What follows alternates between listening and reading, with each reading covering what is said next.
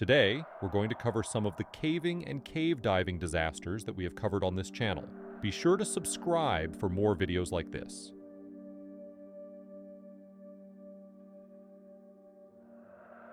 Three college students had a mission to enter Bone Norman Cave, stay overnight, and exit through a little-known pathway. Their trip became a fight for survival after they lost the exit and ran out of energy over 10 miles into the cave.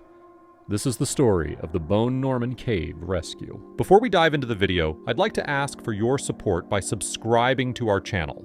Currently, only 8% of our viewers are subscribed, but your subscription helps us create more content like this. Simply click the subscribe button, like this video, and hit the bell icon to stay updated on our latest uploads. By doing so, you'll also help YouTube recommend our content to a wider audience. Without further ado, let's jump into the video. Bone Norman Cave is found in the unassuming state of West Virginia. It's often dubbed a flyover state, with nothing too exciting to attract visitors. But locals have access to some amazing caves, like the Bone Norman Cave near Renwick. Bone Norman has a 3-mile main passage that's open to beginners. That's the most commonly traveled route. But the cave also has deeper, more complex routes that extend further, pushing the Bone Norman Cave into a system that spans 15 miles of intricate turns and sprawling earthen tunnels. But even the 15-mile length of Bone Norman is just what's been surveyed. The total length could be far longer, so if cavers get lost, they might never be seen again. The system is named for the Bone Cave Route and the Norman Route. The Norman side takes cavers through a gorgeous portion of the cave system. There are fast-flowing rivers, perfect karst or rock formations, and waterfalls. The exit of the cave through the Bone Route has less exposure to the elements, and it's generally less interesting. So even cavers who travel through Norman will often turn around instead of going all the way through.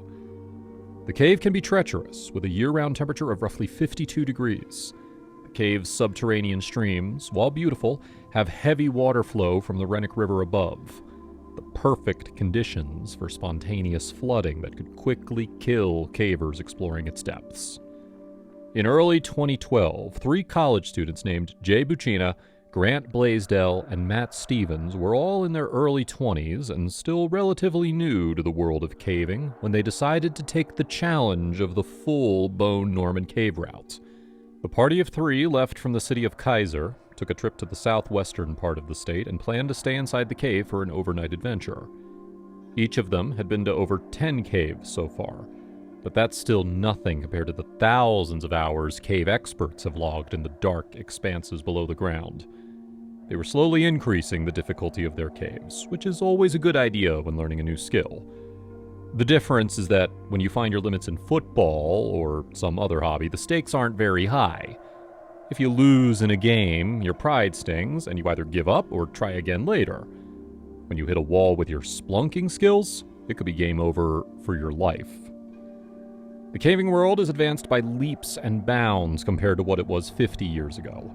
So much safety information is available, and mock rescues are held all around the world to train experts and novices alike in the techniques they could use to save lives. But none of these prepare you for the terror of the moment when you realize you're stuck, when you ran out of luck, and no one is there to save you. Bone Norman was the biggest, most challenging cave they had been to yet. Blaisdell had been to the cave once before. So, on a Saturday, he led Buccina and Stevens through the first part of the cave to reach the spot where he turned around on his previous visit. The Caving Marathon. This first section wasn't very technical, but it took an extremely long time. Finally, after 8 hours on their first day, they reached the spot where Blaisdell had stopped his previous journey, a campsite used by researchers and other cavers who venture down here. Now make no mistake, this isn't your average campsite. There were few comforts that you'd find above, but it was relatively safe and big enough to sprawl out beside the surging river of the cave. They reached the campsite at 5 a.m. on Sunday, and they were already getting worn down. To make it through the night in the cold, damp tunnels below ground, the 3 had to pack extra equipment in large, cumbersome backpacks. They had to bring sleeping bags, extra food, and even more light than usual. The bags always feel light when you first pick them up, but a rucksack full of supplies quickly becomes a burden even on straight ground. But Bone Norman's terrain was much more challenging. This early fatigue was coming back to bite them, but they were confident that a decent night's rest would re-energize them and get them ready for the next day's journey. However, they didn't consider how sleep deprivation could impact their trip. They had all left early the day before. Each of them were from different colleges around West Virginia, so the travel time varied. It wasn't just the physical tiredness of their exploring that weighed them down, but also the mental fatigue from no sleep. Compounding the problem, they only got 4 hours of sleep in the cave. They had to cut their sleep short, in part because it was difficult to get comfortable with the rough, rocky floor under them, but they also couldn't sleep long because they had to push faster if they wanted to exit on time without worrying anyone. If they had given themselves a bit more time, they might have been okay. Time limits can evoke a primal fear in even the toughest of people, and the fear of stressing their families could also cloud their judgment. The group had two choices. They could turn around and head out the same path they came from, or venture onward through territory that was new to even the team's leader. They wanted to go all the way, so they started looking through passages and twisting tunnels to find the exit through the bone side of the cave system. This exit cave has some formations, but the surroundings are mostly just clay, silt, and unexciting stone. Without any noteworthy details, these passages start to all look the same, making navigation far more difficult and the challenge less rewarding. The further they went, the more uneasy they became. They kept cool and relaxed demeanors as they advanced, but within, they must have felt the slow, creeping dread start to grip their spine. Where's the exit? As fear mounts, it causes adrenaline to spike, which narrows a person's vision, leading them to miss visual information among their peripheries. As the men bravely, or foolishly, kept charging ahead, they might have been missing crucial side passages along the walls of the cave as their sight literally became tunnel vision. When the pump of adrenaline wears off and the body becomes exhausted, it isn't designed for peak levels of stress for long periods. It begins to shut down when we need it most. And that's for normal situations. These three were already tired with a long way to go. Contagious yawning dampened their morale as they pushed through mud and dirt. Eventually, they reached the back end of the cave. In front of them, the ground, ceiling, and walls all met into towering, solid stone, all curved and pristine. They reached a dead end. In disbelief, one asked if they were sure they checked all the side passages. They thought they had. They had missed the connection between the Bone and Norman passages, a tiny crevice that extends for what feels like eternity. This first connecting path is only 1 foot high in some points, so they could have looked down it and deemed it impassable without knowing it was their way out. Even after this difficult challenge, this squeeze opens into another small and tight tunnel called Devil's Pitch before leading out of the system and onto the grassy hills above. After 11 grueling hours with no luck finding the connection, they turned back around, following the main passage of the cave back to the campsite. All the while, the cold started to chill them to their bones. At 9 p.m. on Sunday, 3 hours after they were scheduled to make it out, they made it back to the campsite. Their exhaustion should have helped them get some shut-eye, but they found only 4 more slivers of rest before they splashed muddied water onto their faces to wake up. Then, they tried to gather themselves to figure out what to do. They needed to assess the situation. Matt pulled out the food. The others did the same. They were running low despite rationing, since they spent extra time searching and had to retrace their steps. Next, they checked their light sources, also low. If they ran out of light while trying to find the exit, especially down a side tunnel, that could be a death sentence. The rest of their lives would be spent screaming through the echoing rock, trying to find one another and their campsite by touch alone in the blinding darkness. The Bone exit was a loss. But they could still go back the way they came through, right? Well, The group somberly realized they didn't have enough supplies or energy to make it through the 6-hour slog to the entrance. Staying at the campsite seemed like the best idea. If rescuers came in time, they would definitely check here first. To aid in a potential rescue, they backtracked a few miles toward the entrance to etch the date and time into the mud, along with a message saying, "Waiting for rescue along stream." Then, the three took out emergency, high-visibility orange tape and started sticking it along the cave wall as best as they could. To suppress any fear, they turned to their raw intellect and tried to map out their situation. Since they hadn't made it home yet, their families would have called at roughly the time they got back to camp. It was now 1 a.m. on Monday morning, so they had around 17 to 19 hours before rescuers could reach them, if they were lucky. They told themselves they weren't going to panic, and started telling jokes and stories to pass the time and to keep their minds busy to avoid thinking about the situation. Some people bury their fears with these kinds of distractions.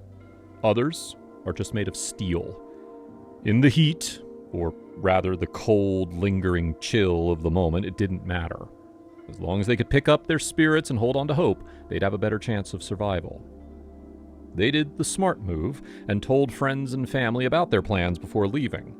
They were scheduled to exit on Sunday in the early evening before sunset. The sleepless nights of the cavers plagued their families as well on Sunday as they tossed and turned, sick with worry since they hadn't heard from the cavers yet. All sorts of situations ran through their heads. Maybe they just forgot to charge their cell phones. Maybe they found some new friends during their trip and went to the bar to hang out. Or maybe the worst scenario had come to pass and their loved ones were gone. Early Monday morning, after fitful nights with fears bouncing around in their nervous heads, family members of each of the three cavers called one another. Maybe one of the cavers called home and the rest just forgot, so it would be good to check with them. They all shared the radio silence that they were experiencing and reported the group missing. The Bone Norman Rescue. It took rescue teams almost no time to scramble into action. The Rennick Volunteer Fire Department got to the scene, and experienced cavers from nearby towns got over to the cave as fast as they could. The Rennick Volunteer Fire Department was the first to spring into action. They immediately found the cars belonging to the lost cavers, so the rescuers knew they were still somewhere inside the cave. Some members of the early rescue team thought the group had gone down the 3-mile pathway usually traveled by beginner to intermediate cavers. That conflict could have been deadly, since the college team reportedly went over 6 miles along a different route. In total, there were 25 men that made it to the search party. Conflicting reports claim the assistant chief of Rennick's fire department, April Harvey, or Doug Moore from the Mountaineer Area Rescue Group, or MARGE, were leading the rescue operation. Either way, they split the team into 5 smaller groups. After a depressing 16-hour hunt, nothing turned up. The 3-mile stretch yielded no results, no sign of the lost men. The fire department and other inexperienced crews couldn't tackle the remaining winding, complex labyrinth of the cave. After the 25 first responders had to tap out, new volunteers had their crack at it. Meanwhile, hundreds of passionate cavers all united across West Virginia and started traveling to Bone Norman to aid in the search, including 2 members of the Virginia Tech Cave Club. The 2 Cave Club volunteers could understand the minds of their fellow college students. They immediately went for the campsite while worrying about their fate. If the 3 cavers had been prepared for the main route and accidentally took the path to the deeper portion, then the cold and wet sloshes of this section could have taken hours off their lives, and time was running out. The 2 rescuers saw the messages in the mud and the orange tape. They picked up their pace. They agreed the team had to be at the research campsite. If they were alive, they would be there. Unless one or more of them had been injured. The families informed them that they were well equipped, but rescuers can't always rely on this information. Overshooting assumptions on how long cavers can last could be a fatal mistake. Every second counts. Doesn't matter how long you think they have. Plus, It's common for the least experienced people in every hobby to believe that they are better and more prepared than they really are. Without experience, they don't always know what to expect. Underestimating caves has cost the lives of thousands of people. And even those who get rescued can still be scarred for life, even when they thought their trip would be a breeze. The Virginia Tech team followed the orange tape, but they didn't really need it. They were confident they knew where to go. Another thought started to worry them as they trekked through the caverns. What if the trio panicked and tried to split up? Or what if they ventured away from the campsite to search for the exit and got lost even further beyond the safety of the well-known camp? The two of them would do their best, but they couldn't cover the whole 15-mile stretch alone. Even a full team would take days to comb through everything, and by then it would probably be too late.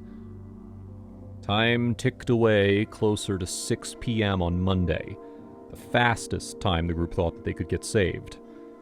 They sat anxiously waiting, but no sign of rescuers yet. Of course, earlier they calculated that they had a 3-hour window when rescuers would show up, so they tried not to lose hope. But each second brought them closer to the brink. At 7 p.m. on Monday night, smack dab in the middle of the time they had estimated, the gentle glow of headlamps started to emerge around a bend. Now, at first, they weren't sure if it was real, since the darkness can play tricks on you, but this light didn't warp or change like visions in the abyss. It steadily grew, and the 3 college students knew they were saved. After eating to regain some strength, the Virginia Tech team helped them gather their supplies, clean up the campsite, and crawled, climbed, and hiked back to the entrance on the Norman side of Bone Norman Cave. After 2 whole days underground with no light, no fresh air, no comforts of home, they exited their stone prison and were saved. Blaisdell acknowledged their folly, that they had taken on a challenge they weren't ready for just yet. Instead of folding to the fear of being lost in the underground labyrinth, Blaisdell was inspired. He went back to class just 1 day after returning home from his brush with death. He had questions for more experienced cavers. He wanted to learn from his mistakes and prepare for the next adventure. He decided to work harder, learn all the tricks of caving, and eventually he wanted to become a rescuer like those that saved his life and the life of his companions on that fateful day in Bone Norman Cave.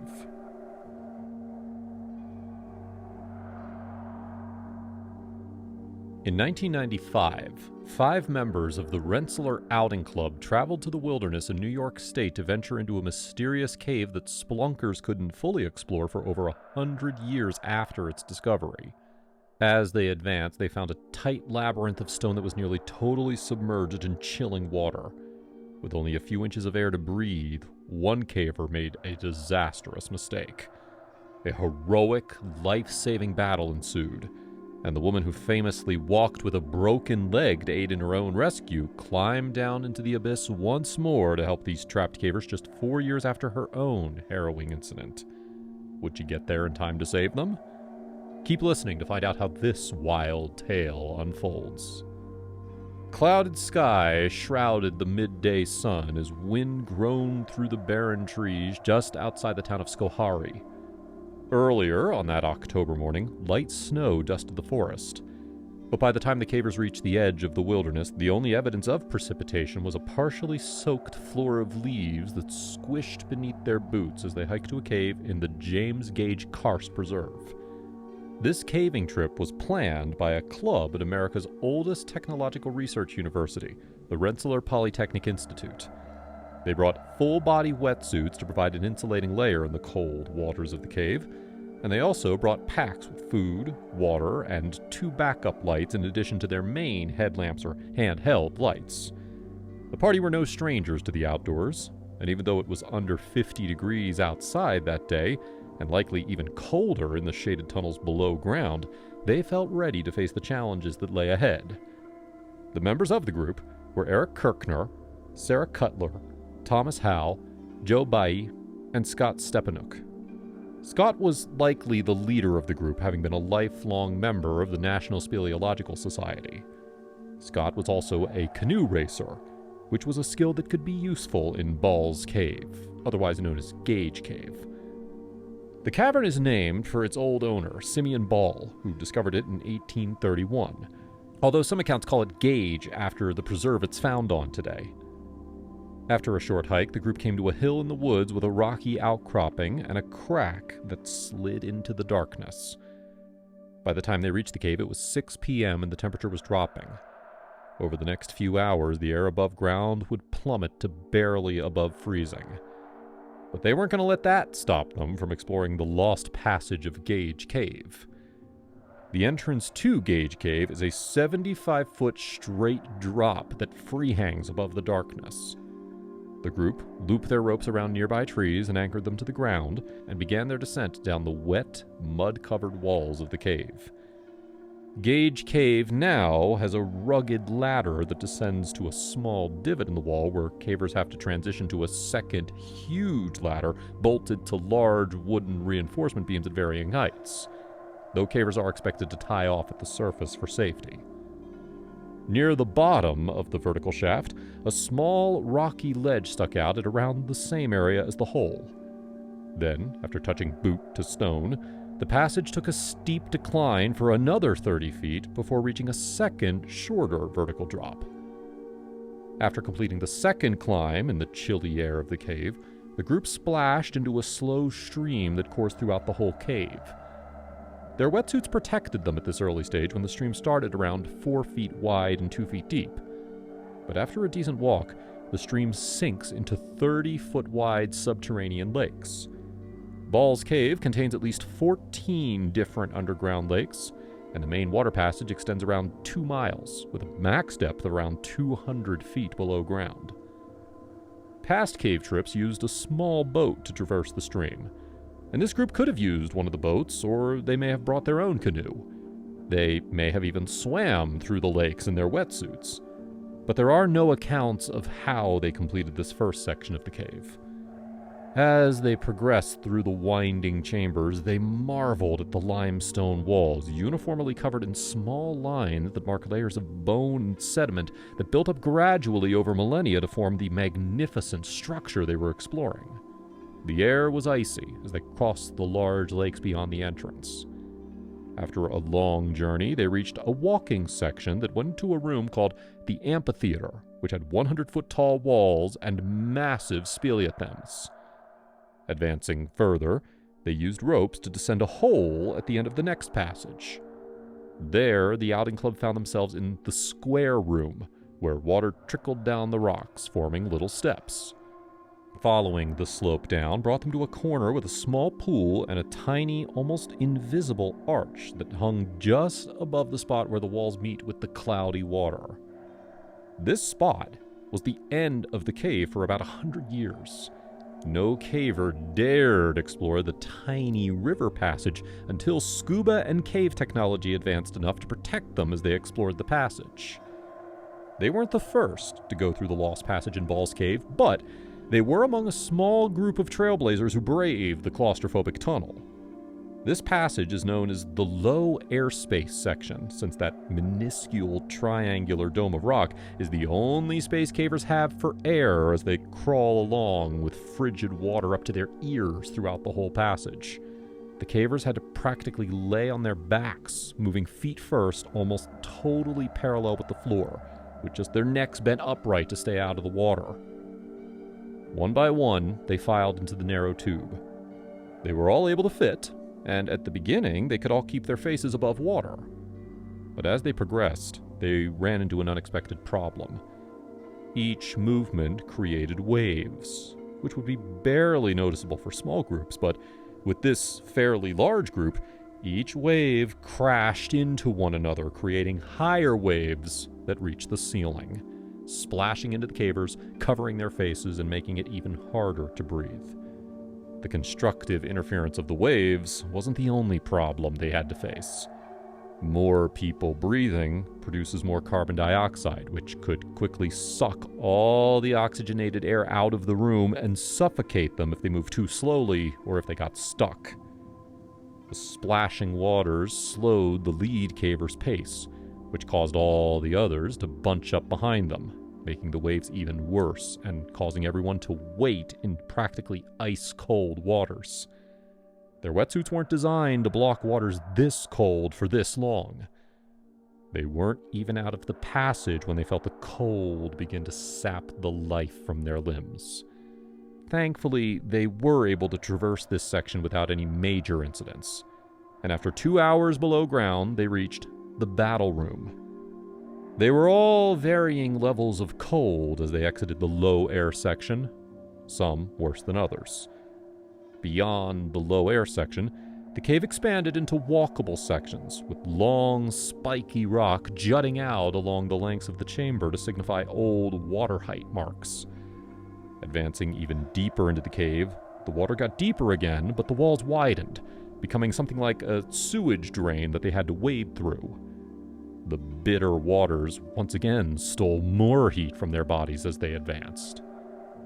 Further down, some of the rooms were stripped bare of the delicate limestone formations that made them so unique, as landowners broke them down and sold them to collectors and museums.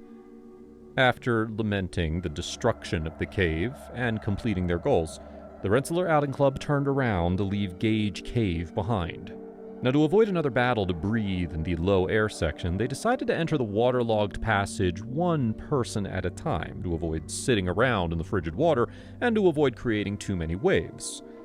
The waters were high, but not unbearable for the first length of the return trip, but partway down, it would turn into the low air passage. Since the cavers would lose sight of each other along the winding length of the tunnel, they planned to signal with a yell when each member reached the low airspace portion to give each person just enough space to get through without wasting too much time. They picked Sarah to go first because she was the coldest. If she didn't go through it first, she might not be strong enough to complete the exit climbs after waiting around for the others to get ahead. Sarah hesitated as she braced herself for the shocking cold of the water. After a moment, she waded into the long tunnel and disappeared into the distance. After a few minutes, she reached the low air section and yelled to the group. As she sat down to complete the tunnel, she realized the water level had risen, making the passage even more cramped. It was hard to see since she was basically facing the ceiling the entire time, and she wasn't familiar with this cave and its routes. Still, she began her crawl through the tunnel. That was Scott's cue to begin his crossing. Pushing through the water, Scott felt tension well up inside him as he approached the low air space. He dreaded seeing Sarah stuck in the water, or worse. She wasn't stuck on this side of the passage, which was a good sign. However, when Scott emerged from the square room, Sarah wasn't there. Meanwhile, back at the group, they heard the distant echo of Scott's yell. It was faint, but Joe took it as his cue, prepped his mind and body, and he descended into the water for his turn to cross. Following a chain of signals, Thomas and Eric also took their turns. However, when the last in line, Eric Kirkner, reached the low air section, he found Thomas still waiting on this side. Thomas relayed the game of telephone to Eric, telling him that Sarah was missing, and Scott went further into the square room to look for her. Scott's yell wasn't the signal to send Joe, he was trying to warn them that Sarah had vanished. Thomas and Eric went back to the low air passage to look for any sign of her. Sarah didn't realize it, but she had had two options for exiting the low air section. She could turn down an S-shaped tunnel, or go straight. The straight route didn't lead to the exit, and it was blocked by a sump, a place where the low air section of the cave had become a no air section as the ceiling fell below the water level, creating a totally submerged passage. Eric and Thomas both followed the straight passage, not realizing it was submerged, and when they got to the sump, their hearts sank. They quickly turned back to the square room.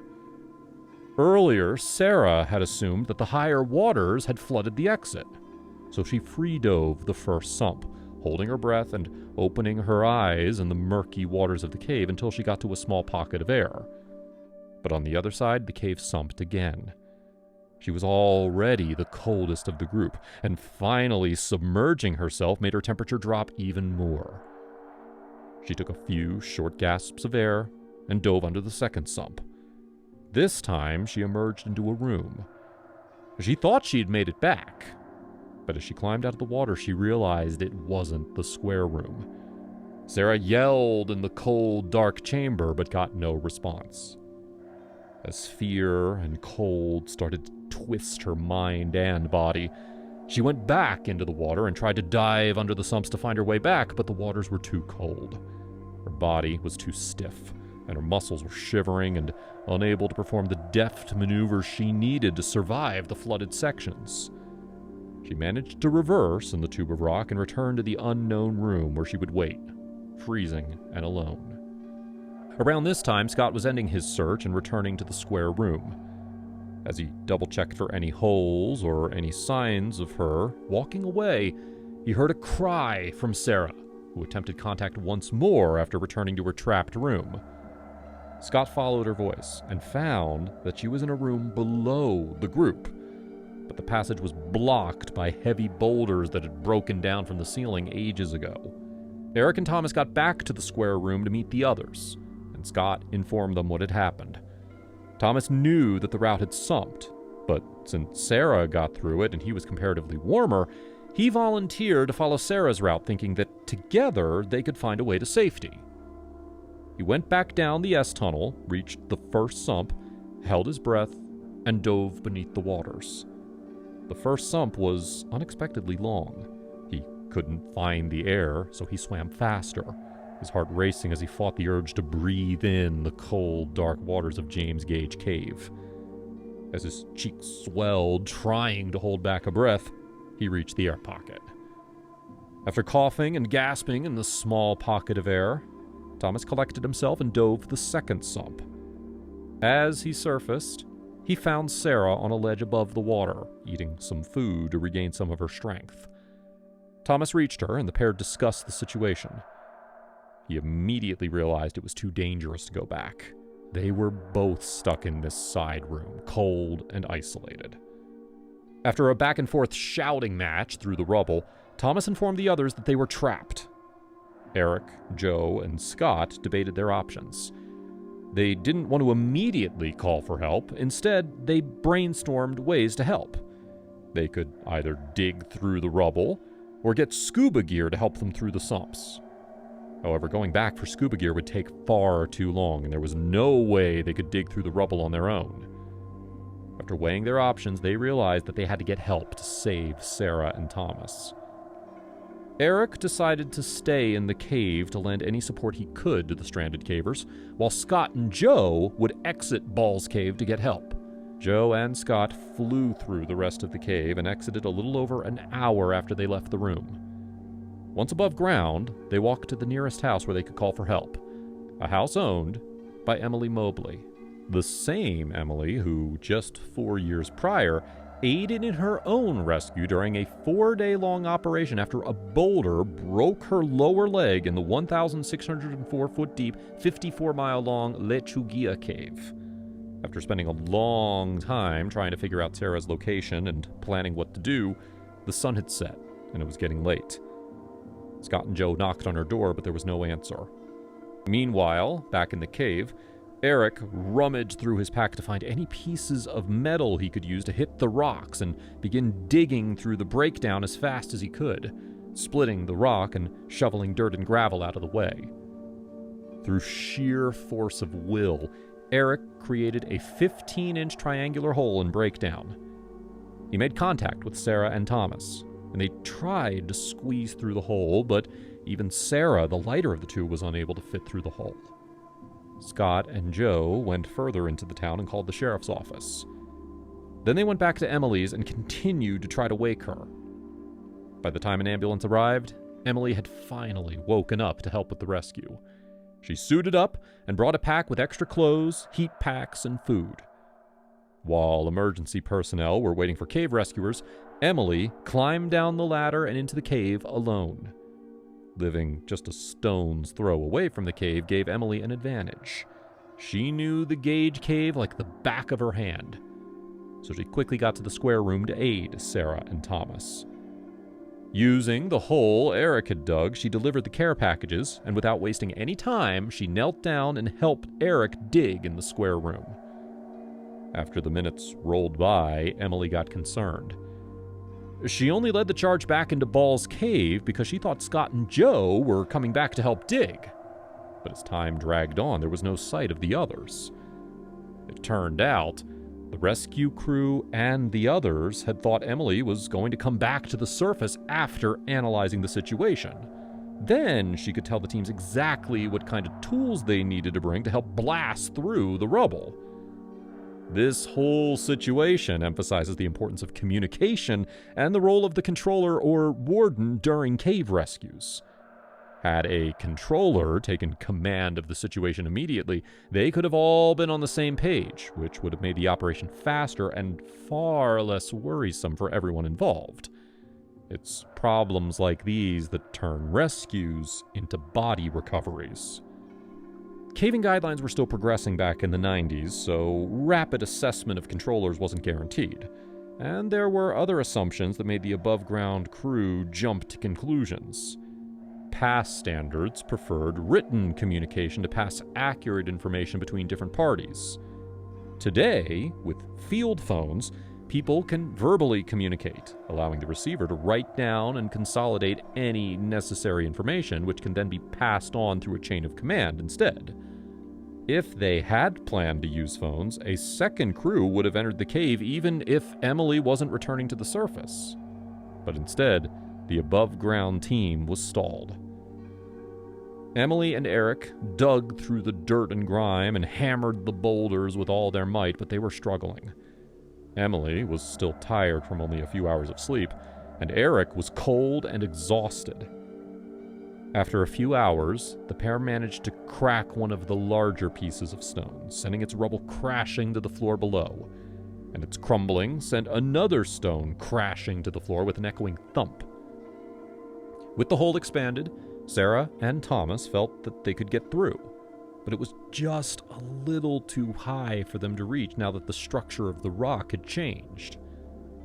Working together without safety harnesses to keep them tethered to the floor above, Emily and Eric reached down into the tunnel, grasped Sarah's hands, and pulled her to the ledge of the hole. Sarah gripped the rock and pushed with all of her might as the pair helped her to safety on the floor of the square room above. After taking a moment to breathe, they repeated the process with Thomas and got them both up to relative safety. But they still had to exit the remaining distance of James Gage Cave, and they were worried about the above-ground crew. They still had no idea where they were. A cave-in or flood could be blocking the exit. But there was only one way to find out. They moved slowly as their stiff bones ached in the icy waters. After what felt like an endless hike, the group saw lights approaching. They gave some banter, assuming it was the rest of the Rensselaer Club, but the approaching lights weren't from Joe and Scott. The rescue team had finally reached the cave and gone inside. The approaching rescuers paused the group to give a medical assessment. They were in bad shape, but since they had made it this far, Eric, Thomas, and Sarah were cleared to exit on their own accord. They continued to move toward the surface together. Sarah and Thomas were both very weak, so the rescue team helped them up some of the final climbs using ropes and harnesses to keep them safe. After hours of struggle, all members of the team made it out of Ball's Cave alive. Thomas and Sarah rode in the ambulance to stay in a nearby hospital where they were treated for hypothermia. Eric may have joined them, since even though he didn't go through the sumps, he had stayed in near freezing temperatures with the trapped cavers. Some of the members of that group may have hung up their headlamps and boots for good, but others kept on caving. Scott became a scholarship judge for the National Cave Rescue Commission and an instructor in the Northeast Mobile Search and Rescue Team, where he learned from past events like this one to help other cavers who found themselves in dire situations. Now, even with rising oceans, Gage Cave hasn't flooded yet.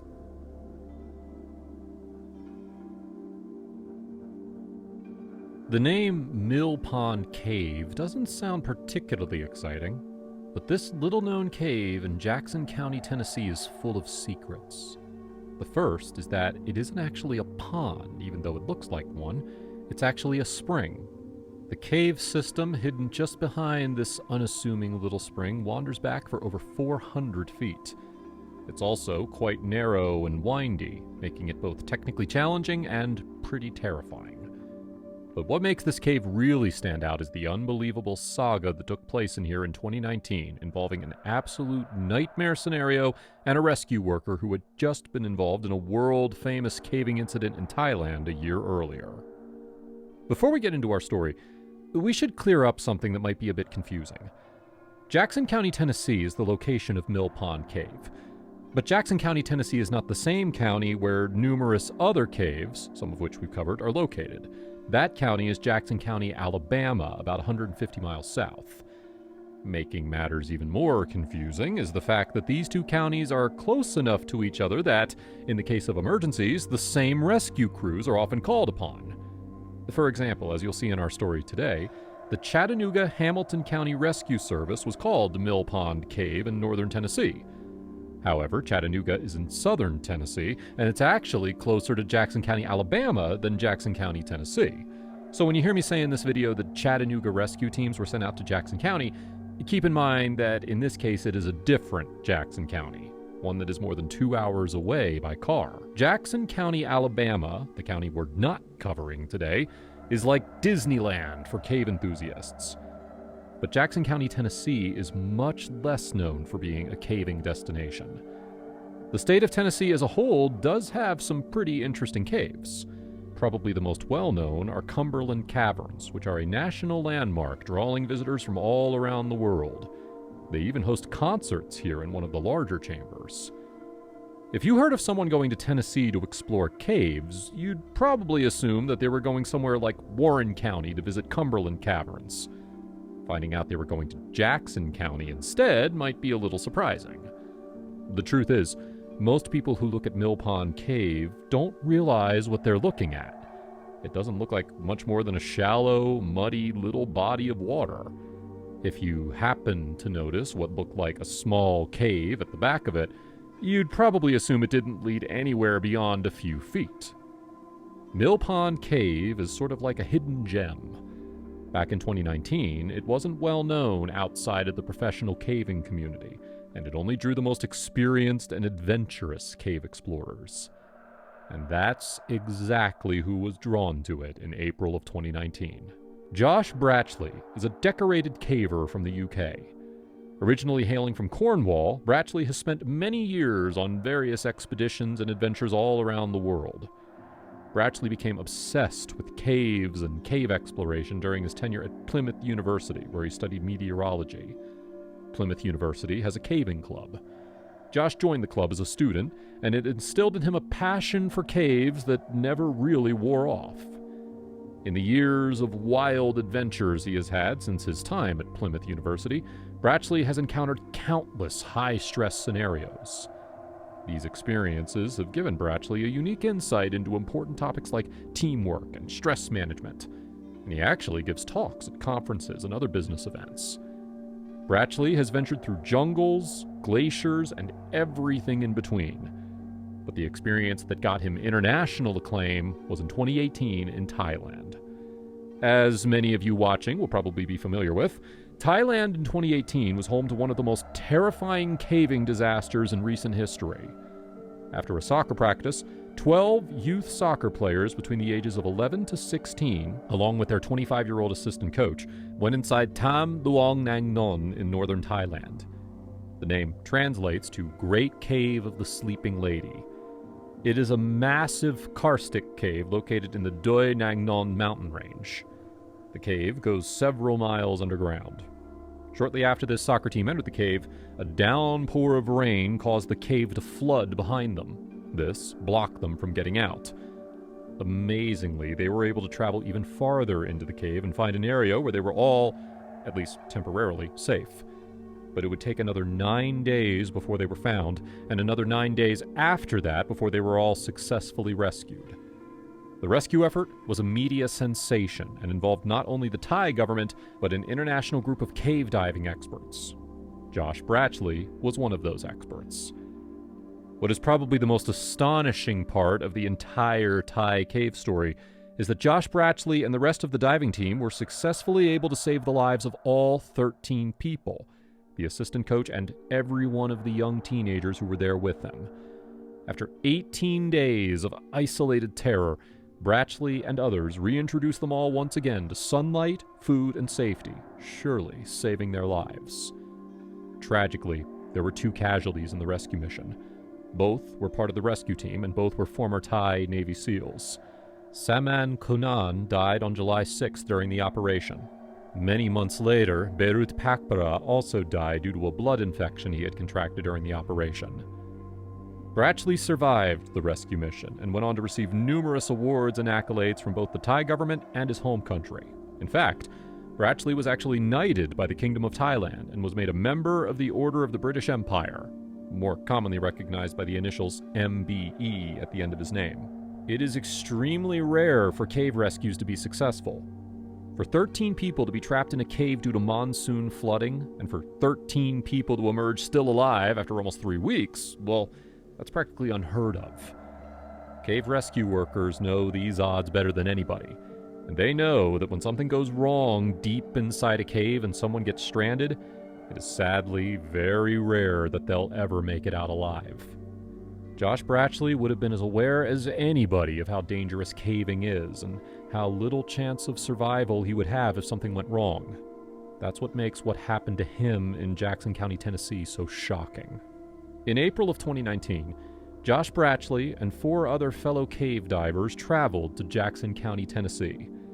They were there to explore a little-known gem for serious cavers, the cave at Mill Pond. Part of the reason Mill Pond Cave was so unknown was because, for generations, it was located on private property. No one who knew anything about cave exploration had any clue about the site until it was discovered in 2016 by a man named Chuck Sutherland. Sutherland is a naturalist from Tennessee. He says that in November of 2016, a friend of his offered to show him what she may have thought was a pond in her backyard. The reason I say she may have thought it was a pond was because her husband's family had owned the property for generations, and somewhere along the line they had named the spot Mill Pond. Mill, because at one time the water had been used to drive a mill, and pond because, well, presumably they thought it was a pond. Just in case you're wondering, the difference between a spring and a pond is that spring water comes from deep underground. A pond is just a small body of water. For cavers, this distinction is important, but for the family that owned the property in Tennessee, it wasn't so important. At least, not until Chuck Sutherland showed up. Sutherland took one look at the small cave opening at the back of the alleged pond, and he immediately recognized what he described as, quote, a cave entrance within the structure of the meteor impact at Flynn Creek, making this especially interesting, unquote. He's referring there to a huge impact crater that was created 360 million years ago and is also in Jackson County, Tennessee. Sutherland wasted no time. He persuaded his friend and her family to allow a diver to explore the cave. He also submitted Mill Pond to the Tennessee Cave Survey and brought someone from the organization out to the site, a man named Gerald Money. Money seemed to agree that the cave looked interesting and warranted further exploration, but he corrected Sutherland's submission. The Tennessee Cave Survey is, quote, not a pond survey, he said, so the officially registered name became Mill Pond Cave. An odd name, but once you know the backstory, it makes a little more sense. Within a week, a professional diver ventured inside of the cave. He reported that the dimensions of the inside were large, but that the water was particularly silty. That means sediment coating the underwater surfaces that can easily get knocked up and make it very hard to see for long periods of time. He expressed some concerns about venturing too far into the cave, despite making a few attempts. About a year later, another experienced diver named Jason Richards managed to make it much deeper into the cave and plot out much of its structure. Richards swam 434 feet before he finally reached an air pocket, meaning an area where he could emerge partially from the water, and turned around. Everyone was surely surprised and impressed at how deep the cave turned out to be. Just a few years ago, those who knew about the area thought it was a pond. Now, they knew of a cave stretching hundreds of feet under the surface of rural Tennessee. What's more, based on this information, it seems like we still don't know how far back it actually goes. Jason Richards documented 434 feet of it, but it sounds like he turned around before reaching the end. Perhaps this is part of what drew Josh Bratchley and his diving friends to Mill Pond Cave. On the afternoon of Tuesday, April 16, 2019, Bratchley and 4 other divers entered Mill Pond Cave wearing diving gear. Although Bratchley had been involved in very high-level professional operations throughout his caving career, this, by all appearances, was a recreational dive.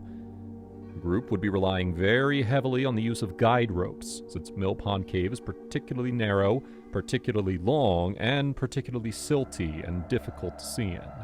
Bratchley is literally a knighted cave diver, so what happened after they entered the cave shows that things can go wrong no matter who you are. At some point, deep in the bowels of Mill Pond Cave, far away from the surface, far away from the light of day, Bratchley's guide rope broke. In no time, he found himself separated from his fellow divers. Knowing how serious the situation was, Bratchley acted fast. He knew there was a limited amount of time before his air ran out and he drowned. He swam deeper into the cave until he reached an air pocket, very likely the same air pocket where Jason Richards turned around, and where the current map of Mill Pond Cave ends. This would have put Josh Bratchley 434 feet inside the cave, with no food, no drinkable water, no way to contact the outside world, and very soon, no air tank to allow him to swim back the way he came. Bratchley's friends returned to the surface to find that their worst fears had been confirmed. Bratchley was not there, meaning he was still in the cave and missing. They reportedly spent several hours looking for him themselves before finally deciding to call 911. Rescue teams from far and wide came from multiple states.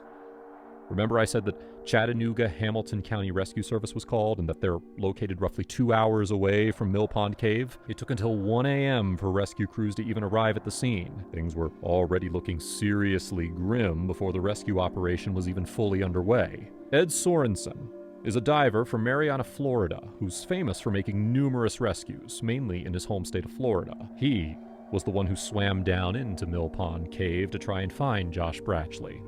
One rescuer saving another. Sorensen later told reporters that the water was cold and the cave was dark and narrow. He described the cave as having, quote, zero visibility, meaning that breaking or losing the guide rope was like a death sentence. He said, quote, you could be inches or 100 yards from the line. It doesn't matter because you can't see.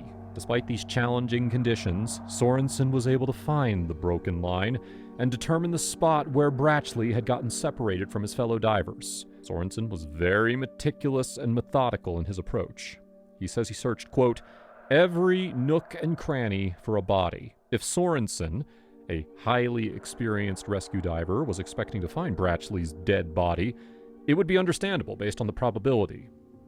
Of course, Sorensen would have been doing everything he possibly could to try and save Bratchley's life, but in more than 20 years of rescue diving, Sorensen had only been able to save 5 people, and Sorensen is one of the best rescue divers in the world. Bratchley had been missing for well over 24 hours. His guideline had broken, and his friends had not seen or heard from him since being deep inside the cave.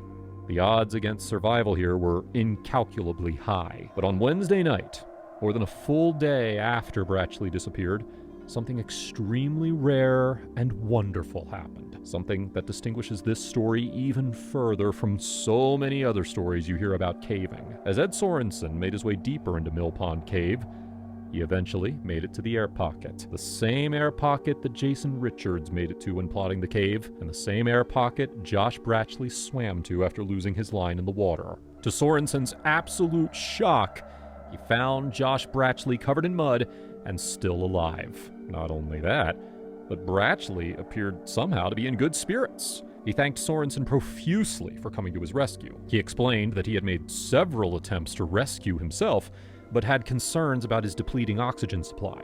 Bratchley had thus made the brave decision to stay inside the cave, floating around in cold water and pitch-black darkness where there was air to breathe and where he could wait for someone to come and rescue him. Brachley had had no contact with his friends or anybody else since getting separated, nor had he even seen daylight. The decision to avoid trying to swim back and thereby avoid the risk of drowning, and to remain in darkness, trusting that sooner or later help would be on the way, is remarkable. Brachley's faith paid off. Sorensen, euphoric to find Brachley alive, assisted Brachley on the long and treacherous journey all the way back out of the cave. The sound of uproarious applause, they re-emerged from that little, unassuming opening at the back of Mill Pond at around 7 p.m. on Wednesday, April 17th. Brachley had remained alone in the cave for more than 27 hours. When Brachley was asked by the rescue crew above ground whether he needed anything from them, he reportedly just smiled and said, "Pizza." I think it's safe to say that in deeming Josh Brachley worthy of knighthood, the Kingdom of Thailand was not mistaken. This caving story is so poetic and so perfectly constructed that it's almost too good for Hollywood. A valiant young man first embarks on the rescue of helpless children in a cave in Thailand, which, against all odds, succeeds. Then, decorated in medals and honor, he himself becomes the unexpected victim of a caving accident. His bravery never falters. He makes a difficult decision, he waits to be rescued, and then against all odds, again, he is successfully rescued. It's a caving disaster story with a rare happy ending.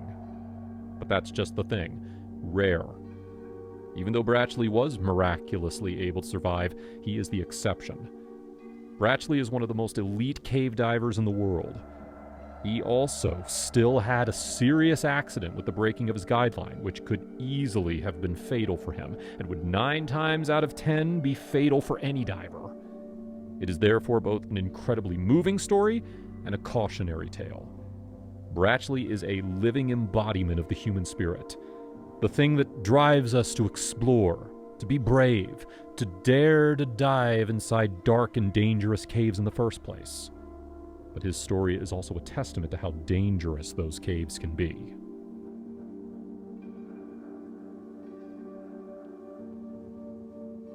On this channel, we've covered some of the most harrowing tales from some of the most intimidating dive sites around the world. Now, some of you viewers may have wondered, which is the deadliest? Is there one diving location that's more dangerous, more terrifying, more unbelievable than all the rest? The answer is yes. There is one particular dive site with more fatalities to its name than any other. More astonishing than that, no one knows for sure exactly why.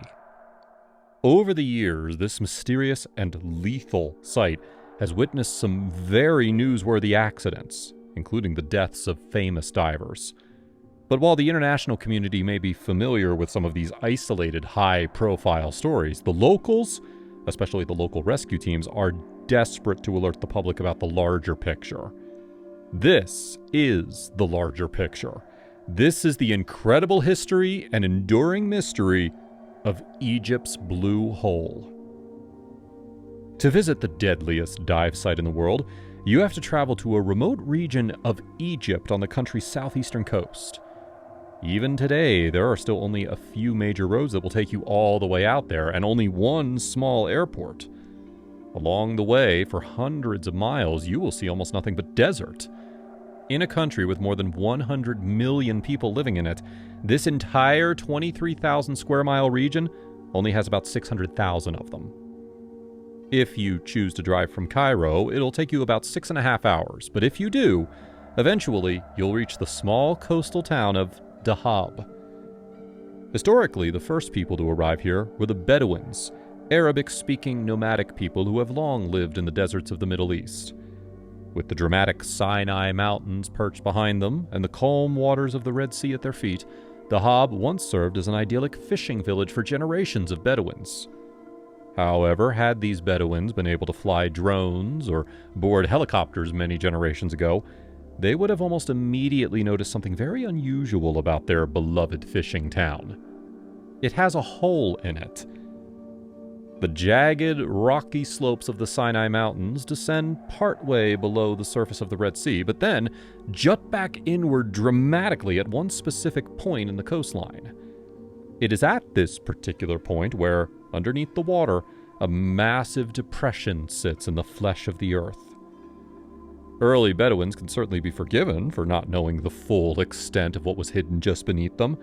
After all, the depression is an example of a strange geological phenomena that nobody fully recognized until at least the latter half of the 20th century. It is, in fact, a submarine sinkhole. It wasn't until recent decades that the National Oceanic and Atmospheric Administration began working alongside recreational divers and fishermen who had been saying for years that they were finding huge underwater sinkholes in various parts of the world. Even today, the NOAA, or NOAA, is still unraveling the mystery of what the blue hole and other sinkholes like it actually are, or how they come to exist. Their current theory is that they are similar to sinkholes on land, but they're simply located underwater. The organization admits that much is still to be learned. It is still completely unknown how many of these submarine sinkholes exist, or where they may be located around the world. The full extent of the submarine sinkhole off the coast of Dahab wasn't widely known until the late 1960s. That's because in June of 1967, war broke out between Israel and the Arab countries of Jordan, Syria, and Egypt. The war was remarkably short, known to historians today as the Six-Day War. But in that short time, Israel managed to capture a swath of territory, including the Sinai Peninsula, and also uncover what many today consider the most beautiful and enchanting dive site on Earth. The Israeli occupation of the Sinai Peninsula would last for another 15 years. In 1982, the Egypt-Israel Peace Treaty was officially implemented, and Egypt finally established diplomatic relations with Israel.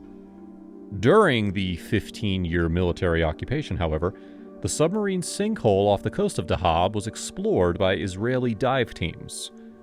Right away, for the first time, the world finally awakened to the extraordinary diving location that the blue hole of Dahab truly is.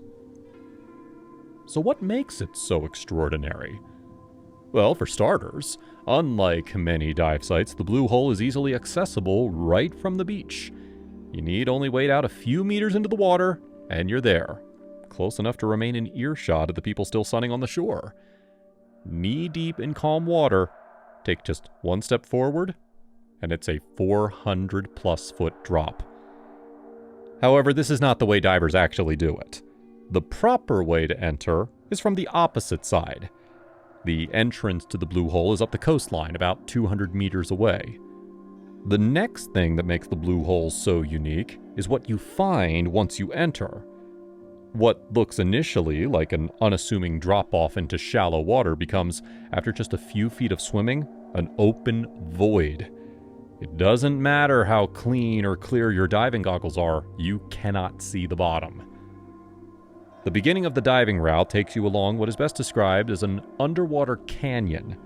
Huge rocky walls surround you on either side. Below, the walls descend deeper and deeper, eventually vanishing into the blue nothingness underneath.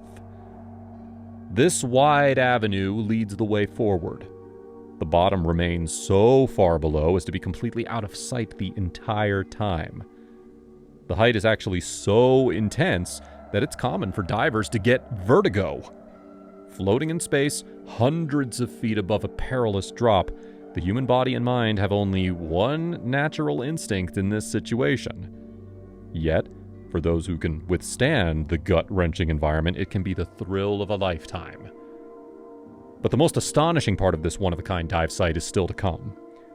Eventually, as intrepid divers swim their way further and further, they see, growing in the distance, something that seems almost too mystical to be real. A bluish glow, as if there is a faint light source sitting at the bottom of the ocean. As you get closer, the bluish glow soon becomes undeniable. It grows larger and brighter until it dominates your field of vision. What this supernatural entity really turns out to be is a massive archway leading into the blue hole itself. From up at the surface, almost like the pupil of some massive eye looking out towards the sun, Daylight pours down through the thin layer of seawater and floods down through the chasm of the blue hole. Recreational divers who have swum this far have already been flirting with the limit of what is considered a safe depth. Now, perhaps more than 100 feet below the surface, they must contend with the fact that this glowing archway is still way, way below them. Those who have seen the archway in person all share the belief that there is something almost magically alluring about it. Upon his visit to the site, the excellent diver and TV presenter Monty Halls noted that when you first come upon it, the archway looks easy to pass through, as if the open chamber of the blue hole is inches away on the other side.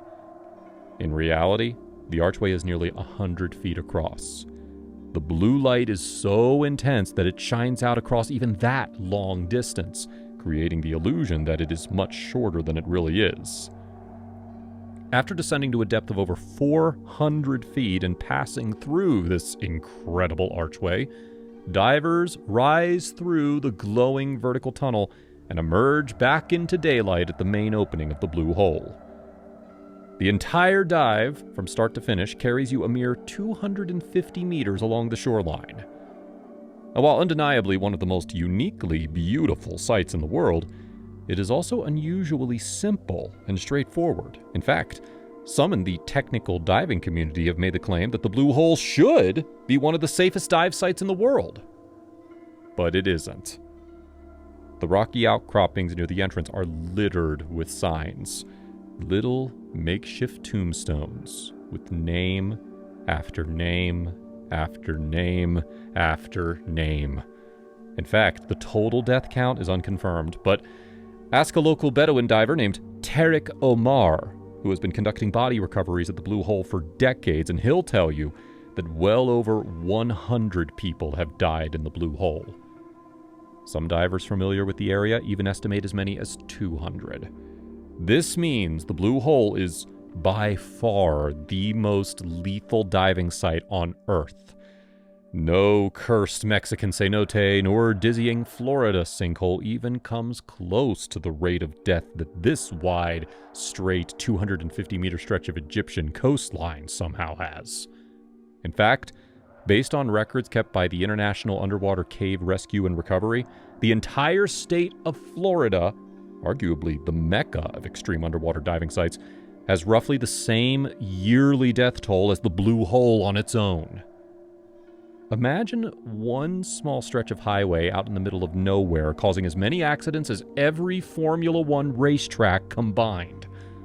Or imagine one small town restaurant where more people get sick than every restaurant in a nearby city combined.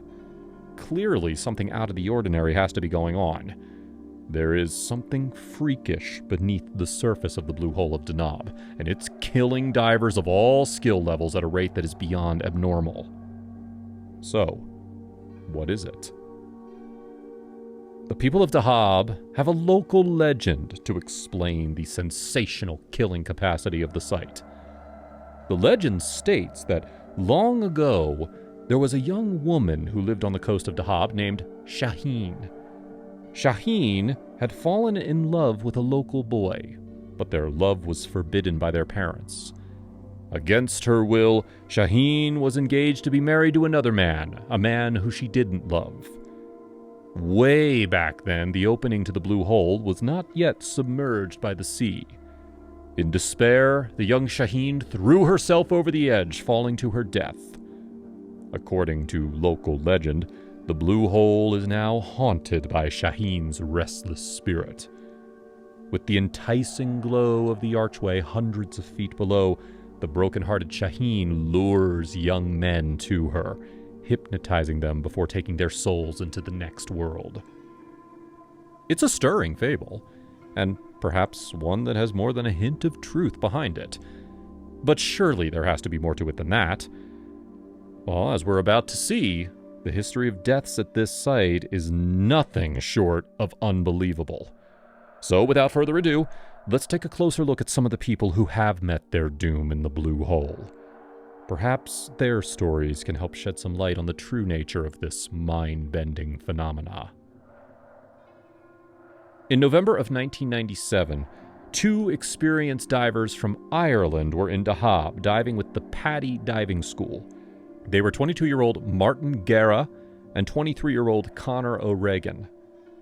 According to a report by the Irish Times, O'Regan had previous experience not only diving, but specifically with diving in the Red Sea. His fellow diver Guerra was a diving instructor who had been living in Egypt for the past year. On Wednesday, November 19, 1997, local diver Tarek Omar got the call he had been fearing he would get ever since he started working as an instructor in the area 2 years prior. Martin Guerra and Conor O'Regan had entered the blue hole together and had failed to resurface. Steeling his resolve, Omar dove into the blue hole to look for the missing pair. What he ended up finding would leave a permanent mark on his memory. The two Irishmen were resting in a ditch about 335 feet below the surface. Both had drowned, and yet their bodies remained locked in a haunting embrace, almost two corpses dancing. Omar later speculated that one had been sinking and the other had been trying to pull them back up when the pair both eventually drowned. But which of the pair had first begun sinking, and why? Their names are among the many that line the rock wall near the entrance, ensuring that even today, their tragic deaths will at the very least be remembered. But understood or explained? Not so much. Nearly a decade earlier, before Tarek Omar had moved to Dahab and earned himself the nickname Bone Collector, another pair of divers had met a similar fate. Daniel Malak and Tarek El-Khadi both drowned in the blue hole on the same day in 1988. Tarek Omar had very little time to dwell on the past, however. Within a couple of years of his first grisly recovery mission, he found himself at the forefront of what would become the blue hole's most famous death. In April of the year 2000, 22-year-old Russian-Israeli diving instructor Yuri Lipsky had been itching to dive the blue hole for at least a year prior. On that fateful day, witnesses say they saw Lipsky entering the water off the coast of Dahab with two very important things missing: a diving buddy and an extra oxygen tank. Lipsky's motivations for diving alone and with only one oxygen tank remain controversial to this day. But amazingly, one thing we do know he had with him that day was a video camera. The last anybody saw him alive, Lipsky was walking up the coast in his diving gear. When he failed to resurface, word spread quickly. Within a day, Lipsky's father had traveled from Russia to Dahab to look for his son. The man was reportedly all but ready to dive into the hole himself and had to be talked out of it by locals. Once again, the task of searching the blue hole fell to Tarek Omar. The search for Yuri Lipsky was unusual, in that Lipsky had been diving alone, and no one knew how far into the hole he had actually made it. The only way to find out was to conduct a thorough search. Lipsky's body was eventually found at 115 meters below the surface, nearly 3 times the depth considered safe for recreational divers. But Lipsky was no amateur. The 22-year-old was in fact a diving instructor. So why, millions soon wondered, did the video captured by his camera show him descending at a rapid rate towards his own demise? The roughly 7-minute video went on to make Lipsky's death one of the most famous in diving history. It was as disturbing as it was mysterious. Tarek Omar would later offer the theory that Lipsky was weighed down and that his camera may have tipped the scales. However, this explanation alone hasn't been enough to stop the internet from proliferating various theories about the nature of this strange and horrifying accident. Overlooked amid much of the hysteria is the fact that Lipsky's death is part of a larger phenomena, and the phenomena did not stop with Lipsky. A few years after Yuri Lipsky's death received international attention, a 24-year-old diver from England named James Smith went missing at the Blue Hole. The story initially followed what seemed to be emerging as a pattern. He entered the water, and somewhere between there and the opening 250 meters away, he simply vanished.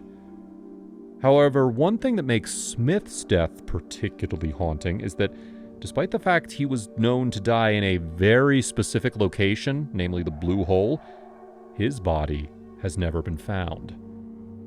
The rest of us can only assume he's still buried somewhere deep beneath the surface of the Red Sea, swallowed forever by the alluring spirit of Shaheen. Visitors to the Blue Hole today will see James Smith's name alongside many others. But there's another name that might make you do a double take. Karl Marx. It's not the author of the Communist Manifesto. It is, in fact, a 45-year-old German diver who had a fatal accident on January 10, 2007 at the Blue Hole of Dahab. A year after Marx, Swiss diver Stefan Felder suffered a similar fate, descending confidently and peacefully into the calm coastal waters of the Red Sea. Then, quietly, almost imperceptibly, he was nowhere to be found. In recent years, the deaths have not shown any signs of stopping either. In fact, in 2017, international interest was reignited in the remote diving site after a dramatic incident involving multiple pro divers. World record-setting freediver Alicia Zecchini traveled to the Blue Hole in July of 2017. Not only was Zecchini planning to dive at the deadly site, but she would in fact be attempting something that perhaps no person had ever attempted before. She would be trying to cross the Blue Hole's famous archway with just a single breath. Accompanying Zecchini was Irish safety diver Stephen Keenan. Keenan was described by Outsider magazine as, quote, "freediving's most accomplished and beloved safety diver." Surely, if anyone could pass through the deadly Blue Hole and live to tell the tale, it would be the sport's most accomplished and beloved safety diver, right?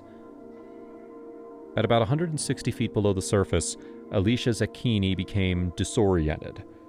Automatically, Keenan dove down to meet her. As he swam towards the surface carrying Zecchini, Zecchini was eventually able to regain her bearings and swim to safety. But when she got there, Keenan was nowhere to be found. It was later determined that Keenan had blacked out. It is unknown to this day the depth at which Keenan lost consciousness. He was found floating on the surface nearby, face down, motionless.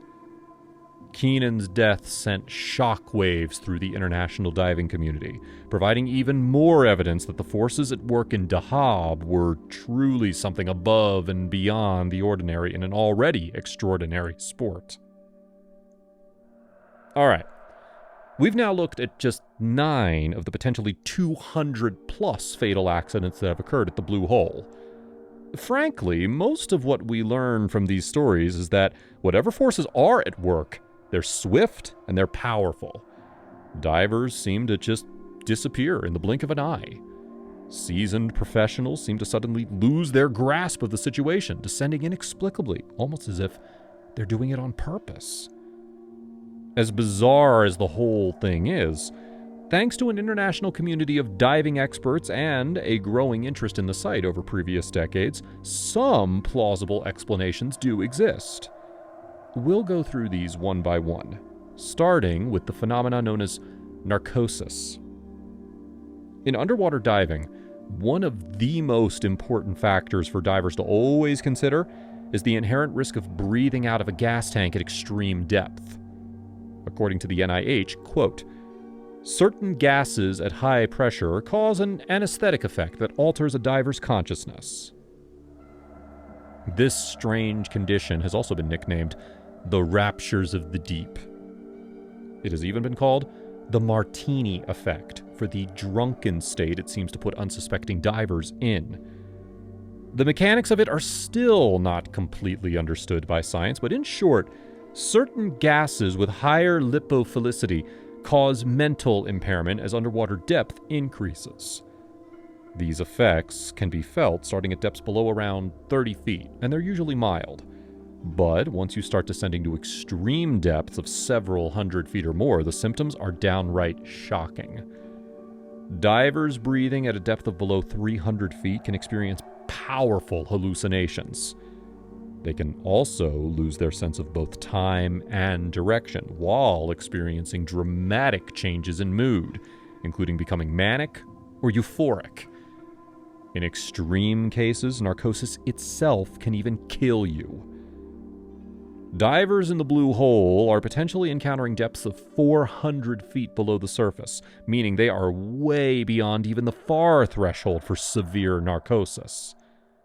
The connection here between the science and the mythology is hard to ignore. Upon reaching the glowing blue archway, divers may suddenly be overcome by an eerie change in both body and mind.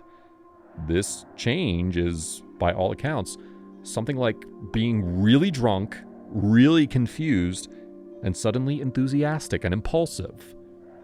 Could this be the sinister lore of the ancient spirit of Shaheen?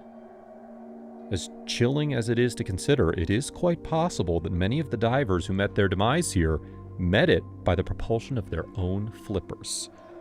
Just ask Sylvie Martin. An experienced diver in her own right, Martin was diving the blue hole when, according to her own first-hand account, she began feeling off.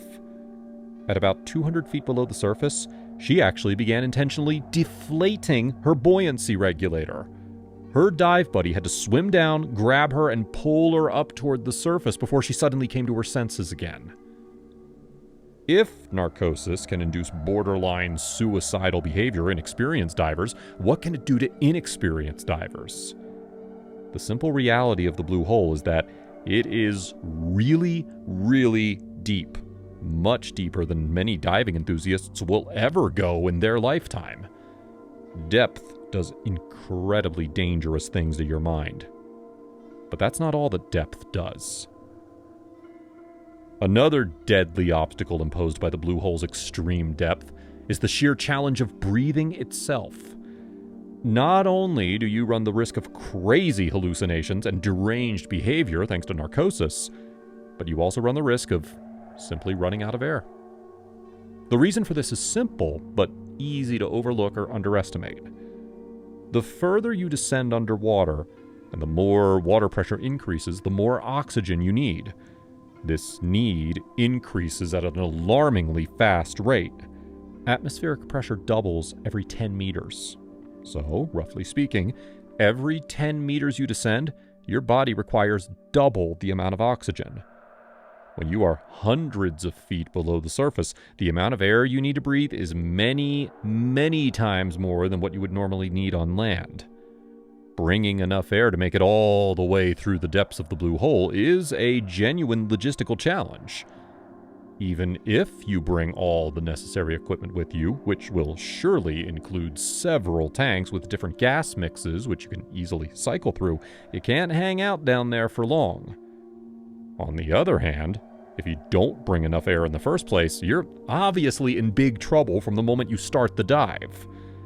To be so catastrophically underprepared would seem like a rookie mistake, but there is ample reason to think that even experienced divers can seriously miscalculate at this particular site. For example, Yuri Lipsky, a diving instructor, reportedly entered the blue hole with only one tank strapped to his back. Even those who are familiar with the fact you need more oxygen for lower depths can still underestimate just how much they need for depths as extreme as this. So in short, we can add unexpectedly running out of air to the list of possible explanations, in addition to losing your mental faculties due to narcosis. But there's still more going on here. It's hard enough already to navigate an underwater dive site with a narcosis-drunken brain and no air in your lungs. But try doing it while also being so deep underwater that you can't even figure out which direction is the surface and which direction is the bottom of the ocean. Now, this sounds almost impossible because it's so far removed from our intuitions about the physical world, but in such a foreign, extreme environment, basic senses we normally rely on start to break down. According to the National Ocean Service, it is rare that sunlight ever reaches further than 200 meters below the surface of the ocean. Divers in the blue hole are potentially swimming well over halfway toward the point where their surroundings would become as black as empty outer space, where photosynthesis is impossible, and where, soon enough, David Attenborough would start pointing out shrimp that glow in the dark and fish with light bulbs dangling in front of their faces. Divers in the blue hole never quite reach this point of total blackness, but keep in mind, they are also wearing masks and heavy diving equipment, and they are swimming through dramatic underwater landscapes that block out what little light there is even further. The ominously intriguing blue glow of the archway is made so in large part by the fact that it dominates the spectrum of visible light at that depth. Now, divers will inevitably carry flashlights, but while these are lifesavers when it comes to one's immediate surroundings, they don't provide much help when it comes to the larger picture. Floating through deep, open waters with little to no ability to see the surface means you might decide it's time to bail, and yet realize with shock that you don't know which way to go. This, too, might explain why so many divers who enter the blue hole fail to resurface. There is one last factor worth considering when it comes to the blue hole, or rather, the Red Sea in general. The Red Sea is a unique body of water for two reasons. One, it is home to an unusually vast array of marine life, both fish and plant, many of which can only be found there and nowhere else. And two, it is largely unexplored. Couple this with the fact that many of the blue hole's victims, including even some of the ones we looked at today, have never been found, and it does paint an interesting picture. Of course, let's be clear, this is highly speculative, but it does seem possible, given the amount of unique marine life and how little we still know about what lies beneath the Red Sea, that chance encounters with hostile organisms could perhaps explain some of these disappearances too. After all, where else are unsuspecting divers plunging freely into extreme depths of this particular body of water on a regular basis? The Red Sea has plenty of other popular diving sites, but none so extreme, so deep, so full of shadows. There is something distinctly human about underwater diving. It represents one of our most innate traits in its purest form, the primal impulse to venture into the unknown. It is hard to imagine a world more alien than the world awaiting those who swim the blue hole of Dahab, and yet it sits freely accessible just meters away from the bars and beach towels that line the South Egyptian shore. But this alien world also inflicts strange, rapid infirmities upon our land-dwelling human bodies. It sucks the air from our lungs, even when we thought we brought enough air with us. It confounds our spatial awareness, temporarily erasing physical realities as fundamental as the sky above and the ground below. Perhaps most frightening of all, it corrupts our minds, making us think and do things that only moments ago we would have never imagined. Contrary to what many might believe, however, safely diving the blue hole of Dahab is, in fact, possible. Highly experienced, technically proficient divers can and do take all the necessary precautions and swim through this marvelous natural wonder on a regular basis. But sadly, even to this day, they constitute a mere percentage of the total number of divers who make the voyage out to this mystical and remote site. Until the international diving community wakes up to the truly incredible risks associated with the blue hole and begins heeding the warnings and advice of local experts like Tarek Omar, the blue hole of Dahab will continue to cast its alluring spell over unsuspecting divers, reeling them in with its magical glow, then snatching them out of existence before anyone has time to save them.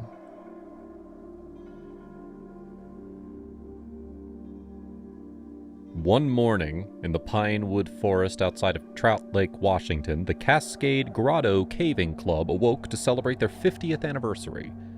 They planned multiple cave trips over the span of a weekend in the warm summer days of July. 52-year-old Eileen Bergen joined the outing along with 14 other cavers, including her husband, as they reached the hidden entrance of Dynamited Cave. Deep below ground, one of Eileen's worst fears came to life. Would she lose her own life in those dark tunnels below ground, or would she live to cave another day? Find out as we explore the dynamited cave rescue. Eileen Bergen began her journey with a hike in the woods. She found a temporary walking stick among the fallen branches and took it with her for a while. For as long as Eileen could remember, she had had problems twisting her ankles, and temporary walking sticks, like the one she just grabbed, helped her maintain her footing on the rough, uneven terrain of the forest. She had hurt her knee and foot from some particularly bad falls in the past, so she didn't want to risk any more bad incidents. With her walking stick in hand, Eileen felt confident that day was going to be a good day. Around 1,000 feet from the parking area in the dense pines dirt road, the cavers meet a camp near a rocky hill with moss-covered boulders that seemed to pour from a larger rock face. Once there, the group divided in two so the cave wouldn't be crowded. Eileen's husband, Van, led the first group, and she ducked beneath the blackened rock to join the cavers as they entered Dynamited Cave. The cavers entered in the morning as the sun lit the pathway ahead. To avoid injury, Eileen moved slowly and carefully along the shifting boulders inside the entrance. One wrong move could cause the rocks to tumble down, suddenly shifting her weight and harming her already sore knee and foot. Her weakened joints could send her sliding down the sharp stones, causing serious injury or even killing her before she even got past the entrance. Eileen struggled down the boulders. They were all awkward sizes that made it impossible for her to find stable footing. She moved slowly and carefully down this section. She was making progress, but her mind kept bugging her, taunting her. Her inner voice told her she was bothering them all. She was slowing them down. They were judging her. Around 4 times, Eileen thought about turning around and going back to camp. In spite of her insecurities, she was confident she could handle these boulders, and she knew the whole cave wasn't like this, but she kept fearing she was slowing them all down. Eileen told herself she'd never try something that was too difficult because slowing her friends down would be painful, but if she had to be rescued, that would be the worst. She would be mortified, embarrassed, and afraid of wasting the time of the rescue staff and medics. She wanted to be one of the cavers, and if she had to change the way people caved or if she ruined an outing, she would feel like they'd exclude her in a heartbeat. As her mind raced with the fear of exclusion, she managed to carefully complete the breakdown at the mouth of the cave and step over a ridge where the cave continues unharmed from the blast. But her troubles weren't over yet. Otherwise known as Blasted Cave or Lemii Road Cave, Dynamited Cave is a lava tube cave with very dangerous pits and vibrant, colorful speleothems formed from the remains of a once active volcano. Shortly after the cave was discovered in 1958, vandals blasted the entrance shut, filling it with tons of rubble. And that's how the cave got its name. The long, curving tube of rock is only around 2.3 miles long, but it can take roughly 8 hours to complete because of the difficult challenges presented by the cave, including 4 rappels and ascents, tight squeezes, and a 4th-class traverse over an 80-foot pit where a fall could definitely kill. As soon as they walked through the rock pile, they entered the second part of the entrance that extends 680 feet in length. This area is filled with life. Insects buzzed around them, bats slept overhead, and tiny reptiles searched for food in the shadows. After the entryway, they came to a channel that continued in 2 directions. Going through the lower level, they would reach a smaller pathway, but instead, going the other direction brought them into the main pathway of Dynamited Cave. They immediately saw the appeal of the cave. The cave was like a painting of reds, yellows, purples, and other shades of colors all mixed along the lines, cracks, and round formations of the cave. These colorful sections are called surface glaze, and they're rare even for lava tubes. Many of the original walls that formed when the cave's ancient magma hardened are still present, but the floors are covered in silt from water flowing through the entrance and other small cracks in the ground above. Progressing through Dynamited, the cavers found multiple skeletons on display. sand and clay breakdowns, a natural archway, and sand gutters. The stillness of the cave and the uniformity of the metallic walls made some of the cavers uneasy. It was a strange-looking cave, even among the otherworldly visits they'd accomplished before. The group paused, and one of the members took out a cable ladder as they stood before the first pit of the cave, a modest 15-foot sheer drop. The night before, the caver set up the wire ladder at the campsite so that people who had never used the device before could test it out before their lives depended on this flimsy-looking device. Eileen had never used one before, so she tried it at the campsite, but she couldn't manage the wraparound technique needed to safely climb down the ladder. She planned to climb a bypass instead as the cavers began to descend the wire ladder. At the bottom, the cavers found a dark tunnel with glistening, frosty water. The cave advances with more flow lines until reaching a much larger 40-foot pit that enters into the grand ballroom. The descents in Dynamited are unlike anything people might find in regular caves. The cliff slowly curves down, and the metallic walls are almost completely flat with few, if any, holds for hands or feet. One slip could be disastrous. To make matters worse, some of the old anchors were rusted from years of disrepair. Conquering this pit, they would then be challenged with another 55-foot pit that reached the big room. And exploring further, they'd find a multi-tiered pit, waterfalls, and a stream. Sections with deep red rock led to the dangerous traverse, where overhead, the blackened metallic rock meets a smooth flowing section with just enough rounded formations for handholds. The path below was only around a foot wide, so their heels would have been off the side, and any cavers attempting the challenge would have been connected to ropes held by multiple people and anchored further up the cave. Resting on the ground, dead creatures filled with small bugs and mold remind cavers of the dangers of these pits as they slowly decay in the sunless catacombs of the Dynamited cave. But that day, Eileen never got to experience the whole cave in all its glory. Instead of sticking to her plan and using the bypass climb, the cavers at the bottom of the first pit offered to hold the ladder for stability. That way, she could climb down the ladder by sticking her feet through the rungs like a regular ladder. However, regular ladders are stable, and they don't move around. Regular ladders have good handholds on their support columns, but there were only thin metal bars and wire on this ladder. The rungs were already wet from use, and at these heights, the physics of the rope ladder were much different than she expected. Every step pushed the whole column forward. If she tried to push off of them, well, then it'd be like she was rappelling. Instead, she needed to keep her center of mass close to the ladder.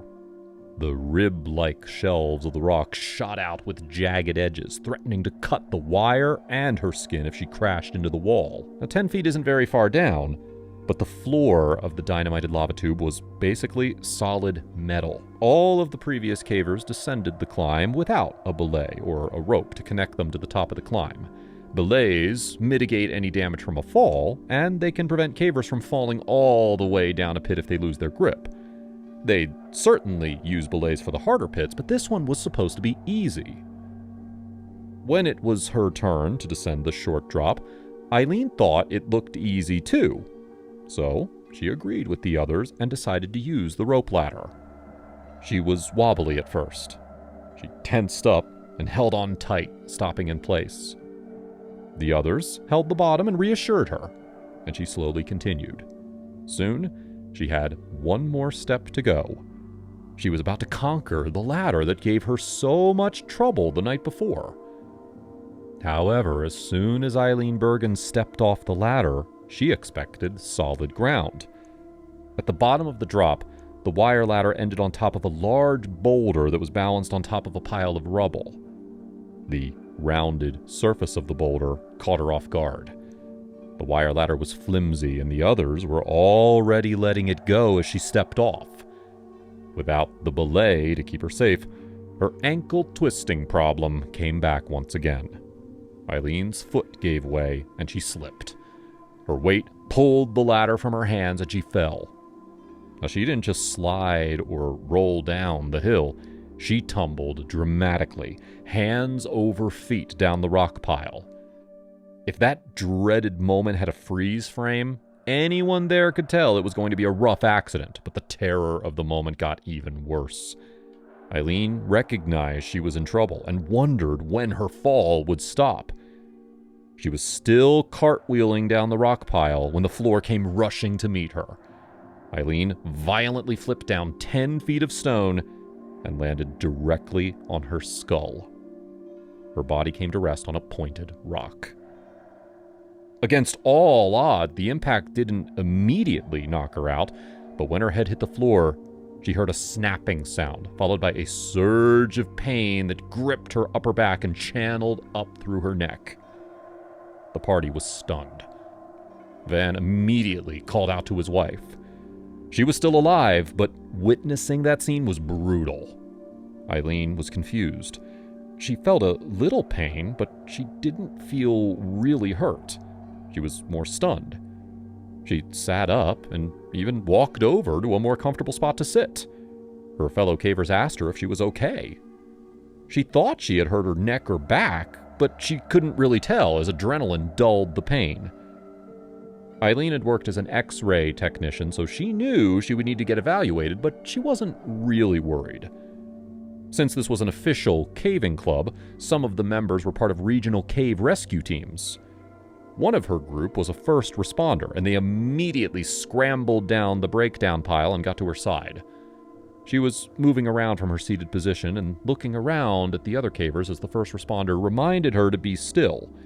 Any movements could lead to permanent damage, or even death.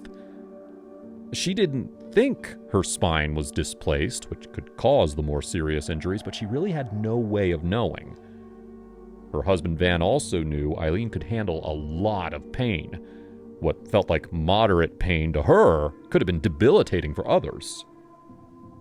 The first responder in the group assessed her for injuries, and he found that, miraculously, she wasn't bleeding. Even her foot and knee weren't doing too bad, and her breathing was fine.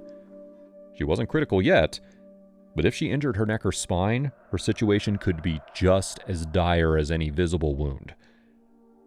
Shortly after he reached her, Eileen's memories became fuzzy. The pain and trauma from her incidents started to take over, and she became less reactive as she drifted in a daze. Together, the crews used a lightweight medical tape to create a neck splint and secured it with duct tape.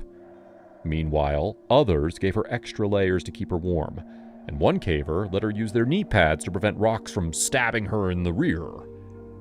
The cave was around 50 degrees Fahrenheit, which is warm as far as caves go, but since she was unmoving and fixed to the floor, she could lose body heat fast. Changes to her core body temperature could quickly worsen her condition, as her body would shiver in reaction to the cold, or tense muscles that could put unnecessary strain on any delicate nerves in her neck or spine. If a frayed nerve got severed near the base of her skull, she would be dead in seconds to minutes as her vital organs shut down, unable to receive signals from her brain. Everyone was in panic mode, but others recalled that Eileen was making jokes in the moment. She had a form of attention deficit hyperactivity disorder, or ADHD, and she hadn't taken her medication that morning, so sitting still on the cold, hard ground was almost impossible. She kept trying to move without realizing what she was doing as her fellow cavers desperately tried to hold her and remind her that she could be in serious danger. Eileen was a proud caver who knew the strain cave rescues placed on members of the community. She didn't want to call experts from all over the state just to get her a few hundred feet out of the cave. Her husband and the other cavers agreed to try their best to accommodate her fears. Van Bergen and two others from their group climbed back up the wired ladder and hurried up to the surface. Once above, the other team could see the panic and determination in their faces as they ran straight to the medical supplies. They grabbed a full neck brace, ropes, pulleys, and a sleeping bag. With these tools, they could jerry-rig a haul system to get Eileen up the hole and out of the cave. The sleeping bag would provide almost no support to her lower spine, and without proper securing mechanisms, the whole haul line could fail at a moment's notice, sending her crashing down yet again. Down below, Eileen wanted a cigarette, but the cavers reminded her that would be a bad idea in a cave with limited airflow, especially since she was confined to her back and hot embers could fall onto her face and eyes. The three cavers were about to re-enter Dynamited Cave when they were stopped by another caver. The above-ground crew tried to calm them down, and together they all talked about the situation. They realized this plan would save Eileen's ego, but it could also end her life. It wasn't worth the risk. They decided to call for backup. None of the group had phones on them, so one member of the Grotto Club volunteered to run back down the trail to the nearest phone to call for a rescue. While waiting for help to arrive, the three cavers from Team 1 went back down into the cave with the gear they'd grabbed. They carefully cut the duct tape and placed Eileen in a proper neck brace and gave her space blankets and the sleeping bag to keep her warm. Instead of sitting around, the cavers stuck to part of their original plan, and they began rigging a new haul line for her. They secured the pulley system above the hole and put ropes through the various anchors so that they could be certain her weight wouldn't dislodge any of the small clips that separated her from a deadly fall. They may have lacked some rescue tools, but they were confident they could rig the rope system. Eileen may have overcome her childhood insecurities about being unwanted by her fellow cavers, or maybe she just buried them in the moment. But either way, she let her pride fall, and she let her friends take care of her. Local fire crews dispatched their emergency medical transport to the countryside parking lot. Guided by the cavers, the medic brought stabilizing gear into the cave, along with a sked, or plastic stretcher with rounded sides and holes for clips, ropes, and handles. The other splunkers helped her into a better collar for her neck and added support for her spine. Now the crews could safely lift her up the drop. Together, with all hands on the litter transport, they brought her up through the long entryway. They carefully maneuvered through the boulders, and they got Eileen out of Dynamited Cave.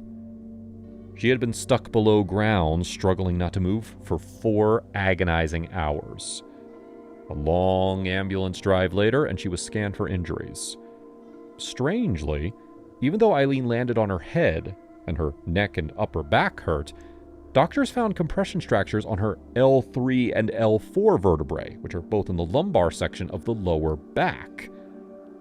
Even though she was experienced in spinal injuries, she had no idea where her injury was really located. A clear reminder that nervous system damage, especially to the neck and spine, can cause strange and even counterintuitive symptoms. So her fellow cavers did the right thing by keeping her still and waiting for proper spinal support before moving her. If she was lifted without help from the EMTs, who knows how bad her injuries could have been. Eileen's body was bruised and pained for a while, and she did suffer a concussion, which explained her sudden shifts in behavior and her memory loss. Instead of being proud of their work to rig the haul line, her fellow cavers were pained with grief for failing her. They knew she struggled with the wire ladder, so she should have been belayed for protection. According to their own leader, they all should have been belayed for safety. Instead, peer pressure and unnecessary risks could have ended Eileen's caving career, marring the otherwise joyous 50th anniversary celebration with grim reminders of pain and suffering.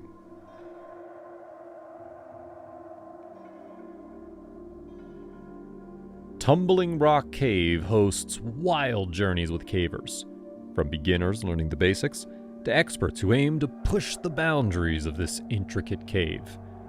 Its famous horizontal route has made Tumbling Rock a great place to train kids and other new cavers, but its popularity and accessibility have also been its downfall. More visitors means more chances for accidents. One day, back in January of 2016, a sudden disaster stranded a 15-year-old caver in the dark tunnels of the cave.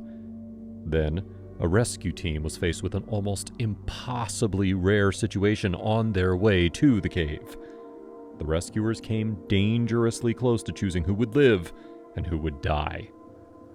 Find out how these bizarre events unfolded as we explore the depths of Tumbling Rock Cave. Energized by a good night's rest, a large group packed their cars for a trip to Tumbling Rock. Among their group were outdoorsy parents and kids who tagged along. Tumbling Rock attracts many first-time cavers who might be forgiven to underprepare, but even pros commonly enter this cave without all the gear that caving trips usually require. In one bizarre instance, a group of cavers didn't even bring a printout map to explore the cave. Instead, they navigated by looking at the back of another caver's shirt, which had a small map printed on it. He had to lay on his stomach to smooth out the ripples in his shirt so they could read it in the dim light of their headlamps, and they had to pray his shirt didn't get covered in mud, which is almost guaranteed when caving. Tumbling Rock is warm for a cave at 58 degrees year-round, so this group ventured to the cave with some rugged jeans and basic outdoor gear. It was a Saturday, a day when the cave is usually open for viewings with authorization from the Southeastern Cave Conservancy Group. So the family had all day to explore, and they half expected to run into other parties exploring the depths of the cave. They drove along a road and stopped by a fenced area with a trail behind it, flagged with multiple warning signs and a park bench. A beige house stood at the end of the road with a dilapidated shed and a porta-potty nearby. Although caving stories would suggest they were in for a potentially dangerous time, this party was far from the first ill-prepared group to enter Tumbling Rock. The cave has been frequented by church groups, scouts, and even reformed biker gangs. They park just off the pavement near a grassy walkway and a sign towering from a rut that gets flooded in the rain. Moss-covered steps lead the group to the side of a hill. Small stones and rocky slabs jutted out from the dirt and leaves as they walked to a rocky overhang that marked the entrance of Tumbling Rock Cave. Beneath the natural stone awning, a metal gate blocked the entrance to prevent vandals and would-be cavers from dying alone in the darkness after biting off more than they could chew. The gate looked large from far away, but up close, they found it was only around chest high as they crouched down and entered Tumbling Rock thanks to their pass from the owners, closing the gate behind them as they pressed onward. Tumbling Rock is located in the famous Jackson County in Alabama, which has the most caves per square mile out of any county in the U.S., with over 3,500 caves in total. The sheer volume of caves has attracted a robust caving community, who also maintain strict regulations on the caves. Unauthorized access leads to many long rescues. But in Jackson County, if cavers disappeared without properly reporting their location ahead of time, it could be impossible for rescue teams to find them before they succumb to the cold or starve to death. With over 6 miles of tunnels to explore, Tumbling Rock can be an easy trip or a difficult slog if cavers want to test their limit and explore the whole thing. Incredible sights make for unforgettable scrapbooking moments as families snap photos of all the amazing formations, and this group wanted to see as many as they could. Just inside the cave, they reached a large, smooth structure that cavers often slide down to the floor below. Of course, the dips in the rock could cause them to drop on their toe bones, causing instant pain and even breaking bones if they tumbled forward. The older members showed the kids how to safely descend the slide, and they all made it to the bottom unscathed. Walking further into the tunnels, they found the 15-foot-tall Sugarloaf Mountain, with its massive waves of stone that form layers in the rock where cavers can climb through.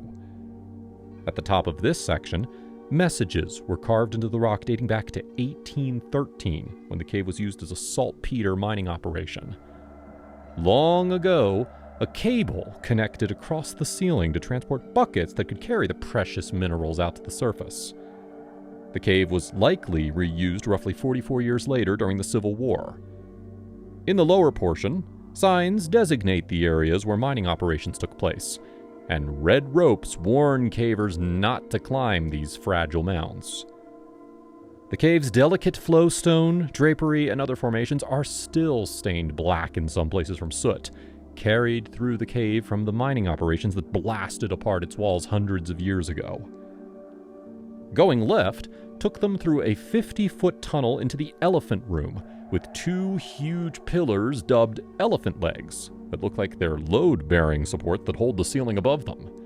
The clay colors of the rock met with yellow ceilings with spots of darker stone, as the cave seemed to lack the sheen of moisture normally found along Spelia thems carved by mineral water.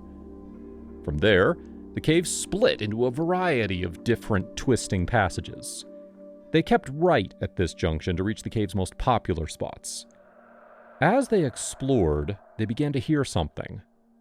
They weren't sure what it was at first, but as they kept walking, they realized that the sound was the perpetual flow of water rushing from above.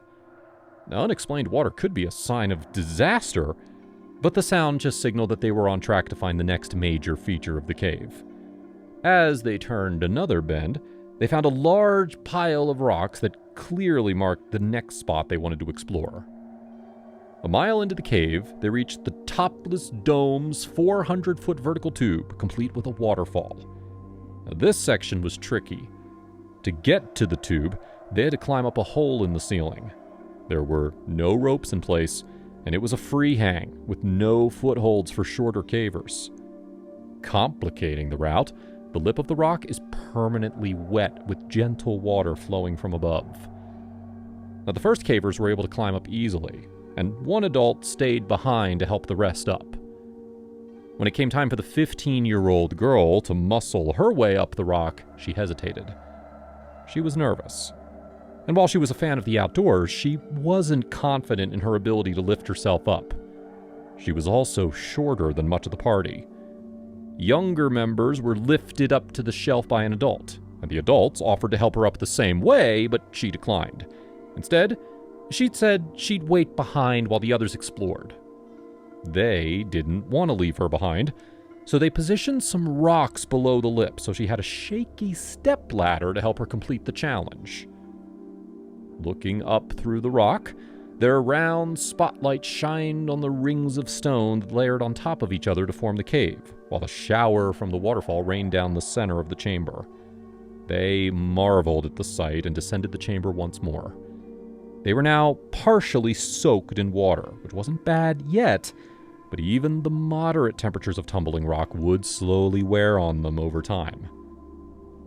Then they completed another 10-minute walk to the Christmas tree, a large stalagmite aptly named for its resemblance to the pine tree and one of the many structures that donors can quote-unquote buy to fund conservation efforts. This is usually where cavers will turn around. By this point, many groups with novice cavers or children will run out of steam. It's unclear how far these cavers explored, but the cave had much more left to show the visitors if they pressed on.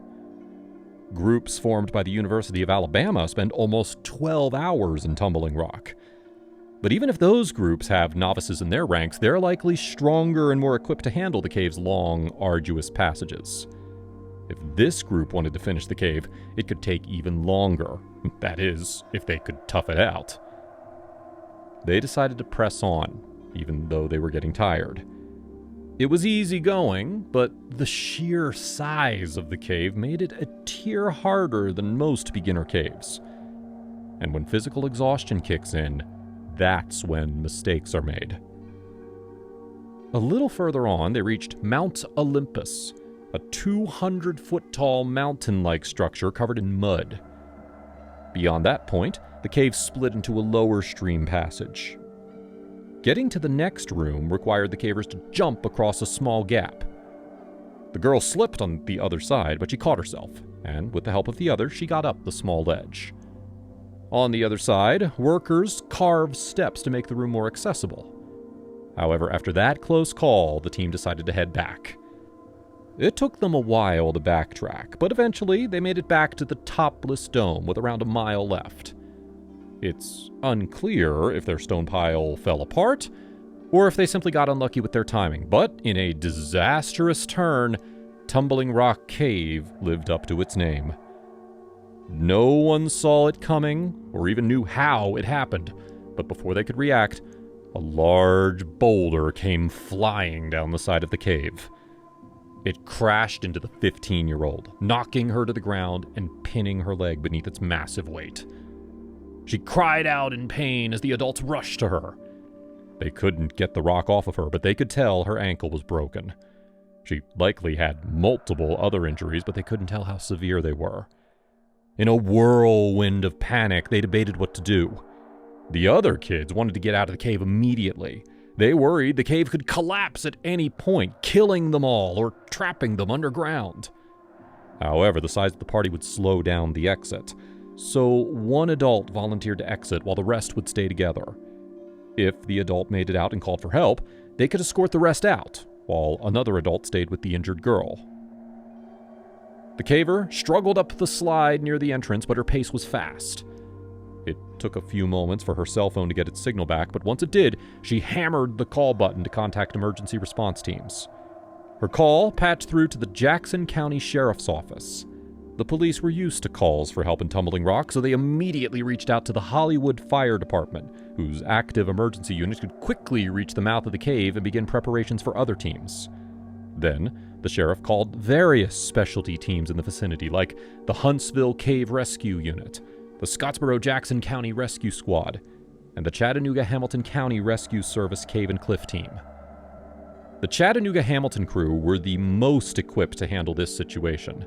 They had the best gear at the time, and they could get there faster than other groups, so they immediately took charge to lead the mission. However, just 5 minutes after they were called to save the girl in Tumbling Rock, their phone rang a second time.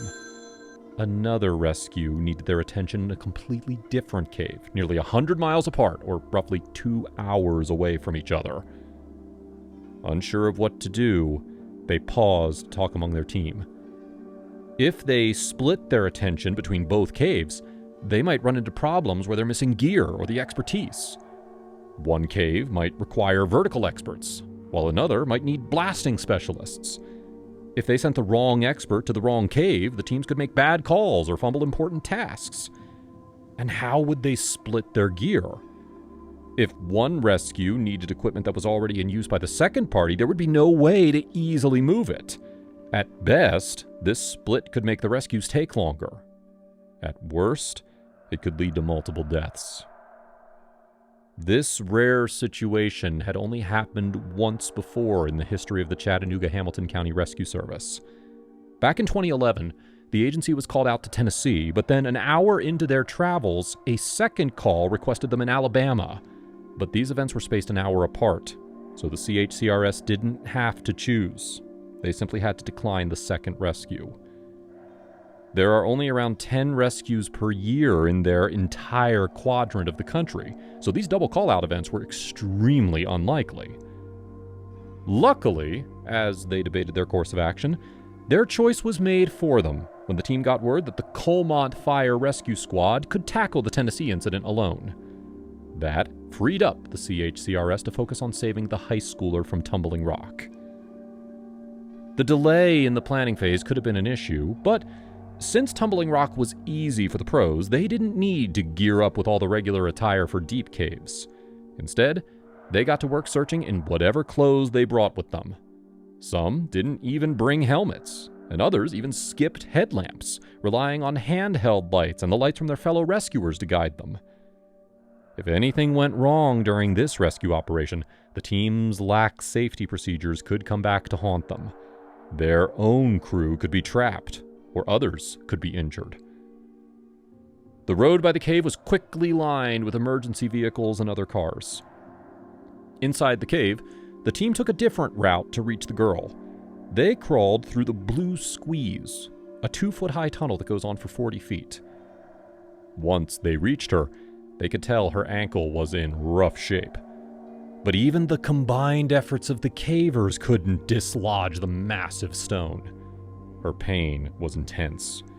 She wasn't in life-threatening territory yet, but they had to act quickly. If infection took hold, or if any additional injuries sparked up during the extraction, her low mood could be an issue. The will to survive can help patients push through dire situations, but she was already having a tough time before the incident. and her now constant pain and misfortune didn't help. The rescuers had to get creative. The teams called in the use of specialized equipment. They tried using car jacks, pulleys, oil to reduce friction, and they even considered heavy instruments like pickaxes and blasting instruments. Then they managed to fit some small four-wheelers through the gates of the cave. The treads and added horsepower of the machines gave crews enough force to lift the boulder off of her ankle. They quickly got her ankle splinted as they wrapped her in a special stretcher and began moving her to the surface. Now, this is usually the easy part of the rescue, but even with routes laid out ahead of time, the mission was still complex after the boulder was removed. Despite being such a widely traversed cave, the group had to take her through some tight sections that forced rescuers to innovate.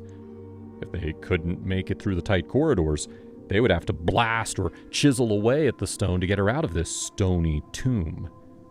Even though a few strong rescuers could easily carry the litter, the teams had to group up to help her down some steep passages, and they had to collectively lift her over the mounds of broken boulders that blocked their path. But eventually, she made it outside in the darkness of night. It took crews around 12 hours of painstaking work to complete the mission. Over 50 rescue workers took part in the mission to save the teen caver from the dark expanses of Tumbling Rock Cave. She exited around 5 a.m. and was immediately loaded into a Life Force helicopter that flew her to the Erlanger Medical Center in Chattanooga, Tennessee for treatment. Since then, Tumbling Rock keeps making headlines. Just 4 years ago, a group of cavers undergoing 18 different trips into Tumbling Rock uncovered an additional 353 feet of unexplored passages at the end of a string of vertical climbs. Oddly enough, similar incidents keep happening, and they all occur around the same point in the cave, around a mile into Tumbling Rock. Something about that section seems to be more dangerous than the rest of the cave, since 2 more women were injured in roughly the same spot. The next incident happened 5 years later, when another woman in her early 20s got injured, while yet another rescue happened 1 year later in 2022. All 3 victims were injured around 1 mile into the cave, so be careful if you ever explore the dark depths of Tumbling Rock Cave.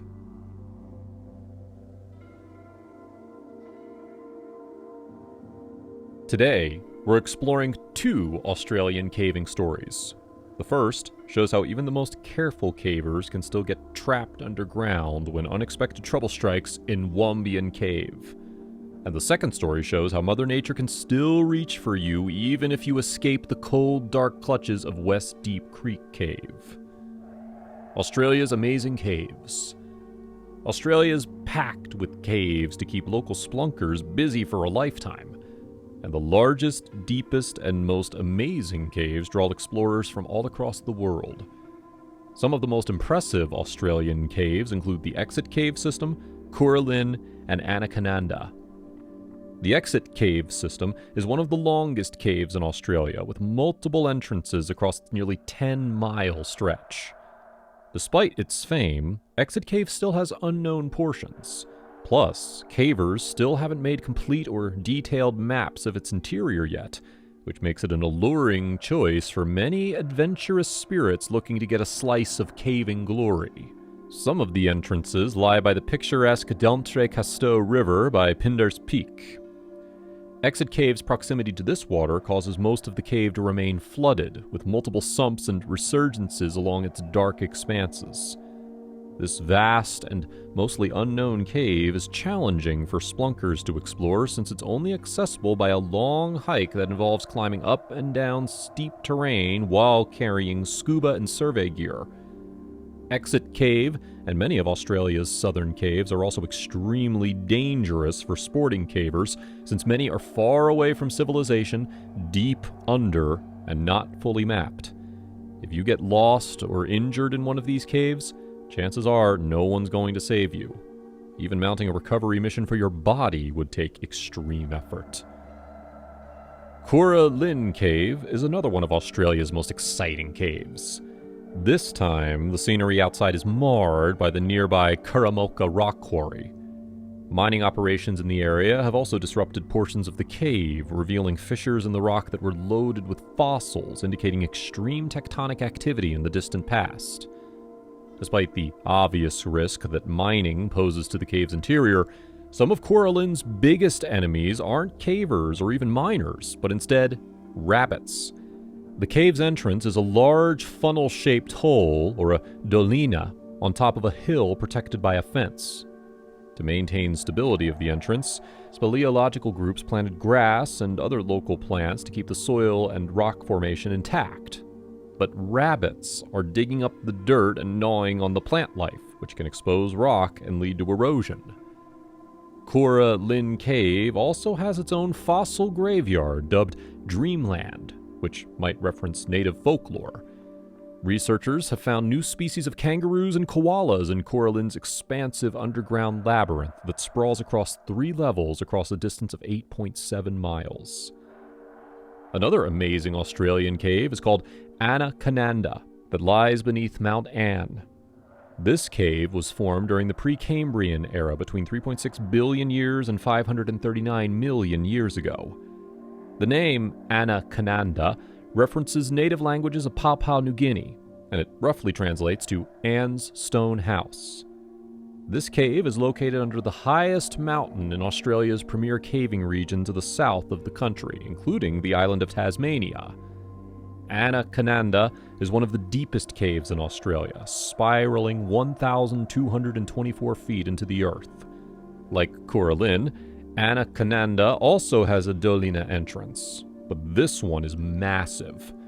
Hydrogeological maps of both the cave and the Lake Timp region above ground indicate that Anaconda could extend another 270 feet deeper than splunkers have previously mapped. That would make it the deepest cave in Tasmania. Now, it's time to meet the cavers of Australia and the groups that keep them safe while exploring the dark mysteries below ground. Australia's Caver Commission and Rescuers. The cavers of Australia are kept safe by the Australian Cave Rescue Commission. The ACRC is a component of the larger Australian Speleological Federation. The ASF is an environmental organization and non-profit that also serves as the representing body for 23 of Australia's caving clubs. The ASF also represents Australia during meetings of the International Union of Speleology. Although the Cave Rescue Commission is separate from emergency first responders, they can still help send rescuers into action. And the ACRC also coordinates rescue operations among its members and even across the globe. In volume 218 of their Caves Australia journal, the Australian Speleological Federation published a detailed rescue guide for cavers who want to start their own clubs, or for those who are considering venturing into more challenging caves. Every caver should learn as much about cave rescue as possible. That way, if cavers find themselves trapped, they'll have some idea about what to do. The ASF helps Australian cavers and rescuers through field exercises like simulated sump extraction operations. Real sump rescue missions are incredibly dangerous. Sumps are portions of caves that are either mostly or totally submerged in water. They can be straightforward U-shapes, or they can be winding passages of rock that extend for miles. Cavers have to navigate these passages with no light other than the lamps they bring with them. And dirt also reduces the visibility of many sumps to 0 feet. If the guiding line breaks, then cavers and rescuers alike are at the mercy of their own memory and luck if they're going to survive. Sometimes, sumps can suddenly appear during floods as rainwater trickles down into caves. And that's why the ASF taught a class at Imperial Cave. Imperial Cave is part of the Genelin Cave Network, which contains show caves that highlight speleothems like brimstone pools, calcite formations, and fossil displays for both families and average non-splunkers. Imperial Cave is also part of a network that stretches under the Blue Mountains. You might think these show caves aren't worth the time of real rescuers or splunkers, but these caves provide excellent places to learn the basics. Show caves have lots of people nearby, including knowledgeable staff. They might have extra rescue equipment. And many of these facilities also have phone service to contact emergency services even if something goes wrong during training. Plus, it's important for rescuers to learn the routes of these common caves, since more people means more chances for accidents, and these visitors might not understand the risks of heading off on their own. A single foolhardy misstep could lead to disaster. Sometimes even these tame caves can claim lives. The Wombayan Cave Rescue. That's almost what happened to one man who went venturing into Wombayan Cave. Wombayan was created 400 million years ago. Native populations used the cave for shelter, and it was central to the Gundungura people, who told legends saying the cave was formed in a contest between the mythical reptile Garangach and a tiger cat, Maragan. Caving groups created a 417-hectare wildlife perimeter called Wombayan Karst Conservation Reserve to honor the historical significance of this cave and to protect native plants and birds like the flat-faced frogmouth and the brown goshawk. Wombayan has a show cave that offers campgrounds, hikes, and guided tours. There's also a self-guided shorter tour through Fig Tree Cave, which leads many to believe these caves are perfectly safe. But even though these caves seem like they're just for serene nature walks, they're still massive, volatile expanses of deadly rock and water. Even though it's tame, the guided tour lasts around 2 hours. What would happen if someone got lost? Or worse, how long would it take to find them, and would they be alive or dead? One 46-year-old man from Sydney was about to find out just how unforgiving caves can really be. The 46-year-old wasn't a novice caver, but he wasn't an expert either. He entered into the cave to take photos of gorgeous spelliforms that are open to the public. Then, he ventured a little further to get high-quality pictures of the more rugged parts of the cave that were just off the beaten path. He reached a narrow stretch of the cave and turned sideways to shuffle through. The jagged rocks pushed against his chest and scraped against his overalls. Tight squeezes like these can make even veterans get a blood pressure spike. But he saw the next portion, and he thought he'd make quick work of this challenge. 1 foot at a time, he slowly inched through the passage, being careful not to break his expensive camera. He was near the end of the passage when he heard a sound. Rocks began to bounce between the cave's close walls, rumbling as they nestled into place at the cave floor. He winced and braced for impact. Thankfully, the photographer wasn't in their path. If he was, he'd be a goner. As the rustled dust settled, he saw he was pinned in this tight squeeze deep below ground.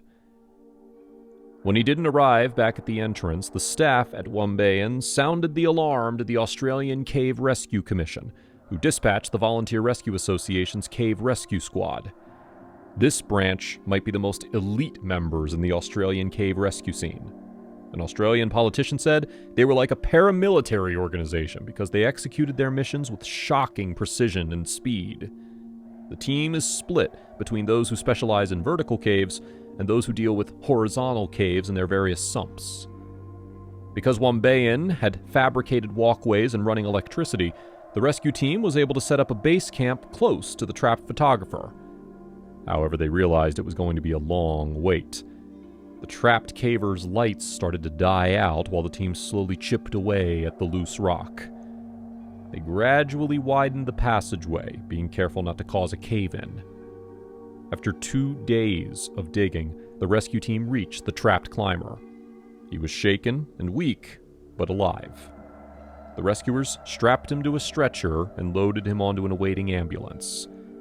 Sometimes these basic tours can turn deadly, and sometimes casual caving trips can bring entire families to the brink of life and death.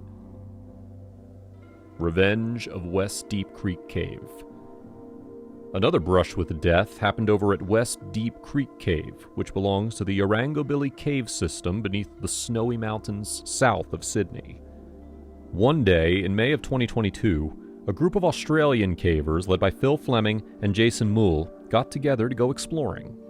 They wanted to brush the dust off of their caving gear after taking a long break from the exhilarating, exhausting, and deadly sport of caving. The two friends made it into a journey for their whole families, including their kids. On the day of the expedition, the team of 8 found their way inside West Deep Creek Cave, making descent in daylight without any problems. They each shuffled down large boulders just past the entrance and carried on to explore the depths and wonder of West Deep Creek Cave. As they walked and crawled, they gabbed about how cool it would be if this entrance was unexplored. Another member of the team, Ed Coidel, was an expert surveyor who worked on Lechuguilla Cave in Mexico. Ed spent his time in West Deep Creek taking notes and researching. He also rained on their parade, pointing out marks in the rock that had been scraped off by metal from the gear of cavers before them. Even though they weren't breaking any new ground, the group pressed on until it was time to head back. The return trip is when things got a little dicey for this casual family outing. The children didn't have the strength to overcome some of the short climbs on the way out. With help from Ed, they all made it over, but they were taking longer than they had anticipated. As they approached the surface, rain started to slip across the rocks and stream through the dirt into the cave. Focused on the physical task at hand and hypnotized by the fun of caving, they hadn't even thought to check the time as minutes turned to hours while they trudged back out of West Deep Creek Cave.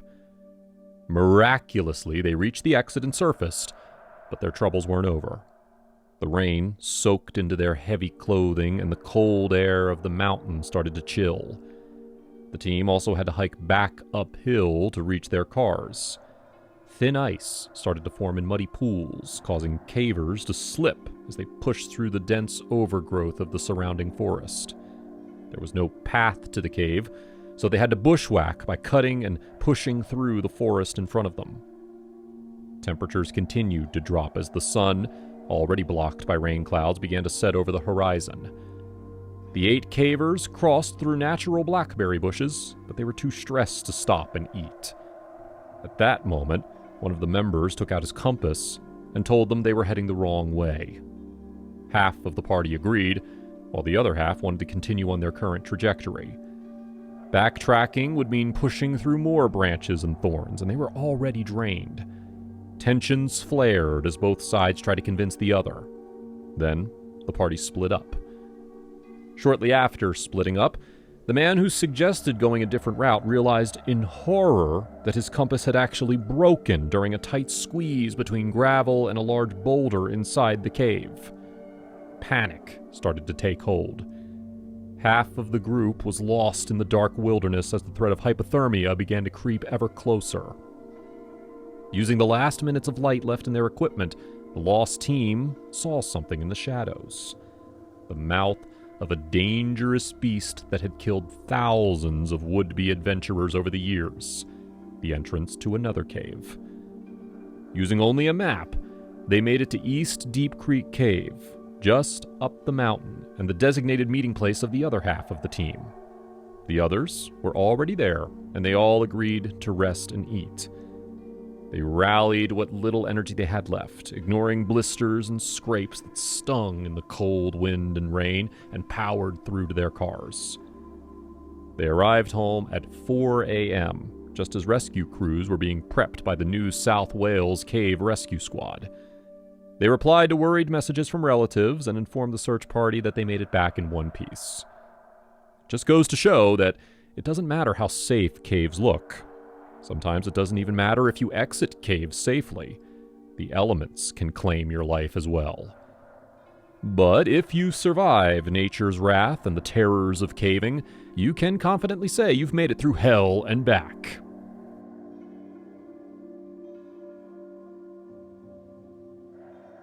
Bell Island is a small island in Newfoundland, the easternmost province in Canada. In 2007, mostly outside of the public spotlight, the island witnessed one of the most extraordinary stories in the history of underwater cave diving, and one of the sport's most shocking deaths. This is the story of the ill-fated international mission to explore Bell Island's abandoned mines. The story begins decades earlier. Around the turn of the 20th century, Bell Island became an invaluable resource thanks to its large deposits of iron ore. Mining companies, such as the Nova Scotia Steel and Coal Company, developed a major mining site on the island. They called the site Wabena. Even today, Wabena remains the main settlement on the island, and it's where the vast majority of its residents live. Bell Island and its Wabena mine reached arguably their peak of international importance during World War II. The Allies heavily protected the island, and it was even attacked by German submarines in 1942. This unsuccessful attack would go on to be known as the Battle of Bell Island. After World War II, the island experienced a steep economic decline. By April of 1966, all of Bell Island's mine shafts were closed. Although the island remains densely populated, its population has been slowly decreasing ever since. In the early 2000s, Newfoundland's Department of Tourism knew that something had to be done to remedy the province's enduring economic woes. Opening Bell Island's abandoned mines and underwater shipwrecks to international tourism was one of the ideas put forward. But, in order to potentially open them to the general public, the sites first had to be explored and analyzed by professionals. No one had visited the shipwrecks or traveled down the closed mine shafts in decades. Local officials knew that to ensure the safety and security of visitors, they needed expert assistance. This takes us to the formation of the mission. In the summer of 2004, the Bell Island Heritage Society granted permission to a select team of international divers to begin exploring the Bell Island mine. They were Eric Van Dorn, Steve Lewis, Debbie Stanley, and her husband Rick Stanley. Steve Lewis, who later wrote a book about the mission, describes their first dive as, quote, "nothing more than a quick splash." Their goal at this early stage was to find out if diving the abandoned mine was even possible to begin with. They were given an old map from back when the mine was still in use. The map covered several square kilometers of underground tunnels and chambers. In theory, the mine should still look roughly the same as the old map, but at the time, nobody knew. There could have been major cave-ins, or there could be prohibitively poor visibility, or blockades. There was only one way to find out. After meeting at the entrance to the long-abandoned mine, the group strapped on all their equipment, including heavy-duty cave lights for each cave diver, and, perhaps after saying a quick prayer, they plunged into the cold, uncharted darkness. Lewis describes what they saw on that first dive as a, quote, "dusty museum." The long, gradually downsloping tunnel that had previously been traversed by minecarts was now filled with water. This tunnel was designated by the map as the number 2 shaft. Lewis and his fellow explorers swam down the number 2 shaft, descending many meters in no time. They soon reached an intersection and turned left, discovering what looked to Lewis like a stable for horses, now eerily submerged and ghostly empty. The group also came across tons of machinery and tools. They even found a pair of boots. Haunted but intrigued by their findings, the group eventually made their way back out of the mine and onto dry land. Stunned, they slowly lumbered uphill with their heavy equipment. Rick Stanley began going on excitedly about how the mine was spectacular, that there was stuff everywhere, that it was fantastic, and that he needed a rum. Above water, at the main staging area, there was another large map of the mine on the wall. Lewis says they traced the distance they had covered and found that it was, in his words, quote, "a tiny L-shaped squiggle." Despite all they had already seen, the group had barely even begun to explore the extent of this enormous underwater museum. One thing was clear to everybody involved: further exploration was definitely warranted. In light of the promising success of their initial mission, Lewis and the others were soon joined by a team of divers and surface support volunteers. Having proven the mine was indeed diveable, at least for professionals, the next mission involved 12 divers total. Steve Lewis was chosen to be the leader of this larger, more thorough expedition. On February 1st, 2007, the team began what was intended to be a 10-day series of dives throughout the Bell Island mine. Lewis, along with underwater photographer Vlada Dakina, went in first. Initially, the mine was exactly how Lewis remembered it. But upon descending further, visibility started to worsen. thick silt the color of iron ore began obscuring their surroundings. Lewis describes it as having been, quote, almost like a blizzard seen through a car's windshield in winter. The walls of the mine began slowly disappearing. Next, the floor and the wires began to fade. Even with their cave lights, it got darker and darker. Then, Lewis says, Vlada herself disappeared. This abruptly halted the pair in place. After a harrowing moment or two to get their bearings, the pair decided to continue on, even if, for Vlada, there could be little chance of any useful photographs. Their gamble paid off. The silt eventually cleared as they moved on. The team would later discover that snowmelt from the surface formed a muddy underground river, and this had been the source of their sudden lack of visibility. While ultimately not an issue, it was perhaps the first time that Lewis and the team had encountered unsettling danger in the Bell Island mine. It would not be the last. Although slightly shaken, Steve Lewis, Vlada Dekina, and the rest of the team were excited that the mission was now officially underway. In the coming days, underwater visibility improved. The team soon uncovered a seemingly endless list of underwater marvels. The mine proved to be, as indicated by the old maps, a vast subterranean network of tunnels, galleries, and rooms. The rooms varied in size, from claustrophobically cramped to dozens of meters across.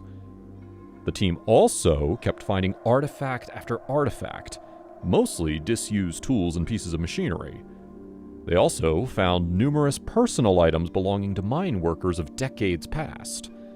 They even found spots along the wall where mine workers had used lampblack to write things. These literal cave drawings, which hadn't been seen for at least 50 years, included cartoons, messages, and even memorials for dead workers. Halfway through the 10-day expedition, things were going very well. The dive team continued to make progress exploring and assessing the mine's conditions. It was looking like Bell Island would indeed have an opportunity to open as a tourist adventure attraction, and an incredible one at that. On February 5th, 2007, 2 team members were making their joint way through the mine collecting data. Divers on the mission always traveled in pairs as part of safety protocol. One of them was 51-year-old Joseph Steffen. Steffen was the only American on the mission. Therefore, he was the only one in the group who cared that, back in the US, Super Bowl 41 was currently underway. He was looking forward to getting back to the hotel that evening and hopefully catching an overseas broadcast of the game. At one point, Steffen turned to his dive partner, who happened to be one of the diving safety officers on the mission. He indicated that he would like to return to the surface, but alone. That was strange. It was strictly against protocol for diving partners to split up for any amount of time.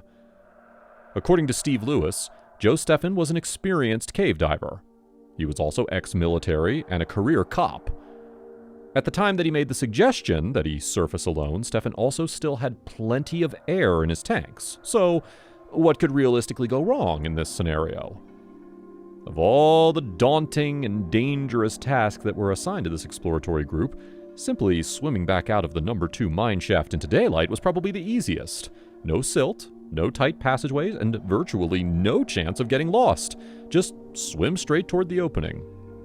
No one at the time saw much of any issue with Joe Steffen making his way out of the mine alone, even though it was technically against protocol. But then, Steffen never surfaced. Baffled and horrified, several team members, including leader Steve Lewis, dove into the number 2 shaft. There, they quickly found Steffen. He was only about 300 feet away from the entrance, at a depth of roughly 50 feet. They motioned to Steffen to get his attention, but got no response. Stunningly, he was unconscious. Lewis and the others carried Steffen's cold, wet body up to the surface. He was rushed to a nearby hospital. A young doctor, who Lewis sympathetically guessed was probably just out of medical school, soon entered the hallway with a clipboard in his hand. With sad eyes, he told Lewis and the others, all of whom were in complete disbelief, that although they had tried everything, they had been unable to save Steffen's life. He was gone. In what seemed like the blink of an eye, this promising diving expedition had taken a severely dark and twisted turn. But what made it even more stunning was the fact that Stefan's sudden death seemed completely impossible to explain. Stefan had somehow met his demise within sight of the exit. He had been swimming through a wide, straight tunnel with plenty of air in his tanks and years of experience under his belt. What possibly could have happened that stopped Stefan in his tracks so close to safety? As fellow divers, friends, and family all grieved, they also awaited the results of Stefan's autopsy. Perhaps some explanation, some answers, some way to make sense of what happened would be found. A few days later, the results came in. And while they definitely shed light on the nature of Stefan's death, they were far from resolving the whole mystery. The autopsy revealed that Stefan had suffered an arterial gas embolism. This is a condition almost exclusive to underwater divers. It is related to an infamous condition popularly known as the bends. When a diver suffers an arterial gas embolism, it means that a nitrogen bubble has appeared inside one of their arteries and blocked it. Still, this was surprising, given that Joe Stefan had only been about 50 feet deep when the embolism apparently struck.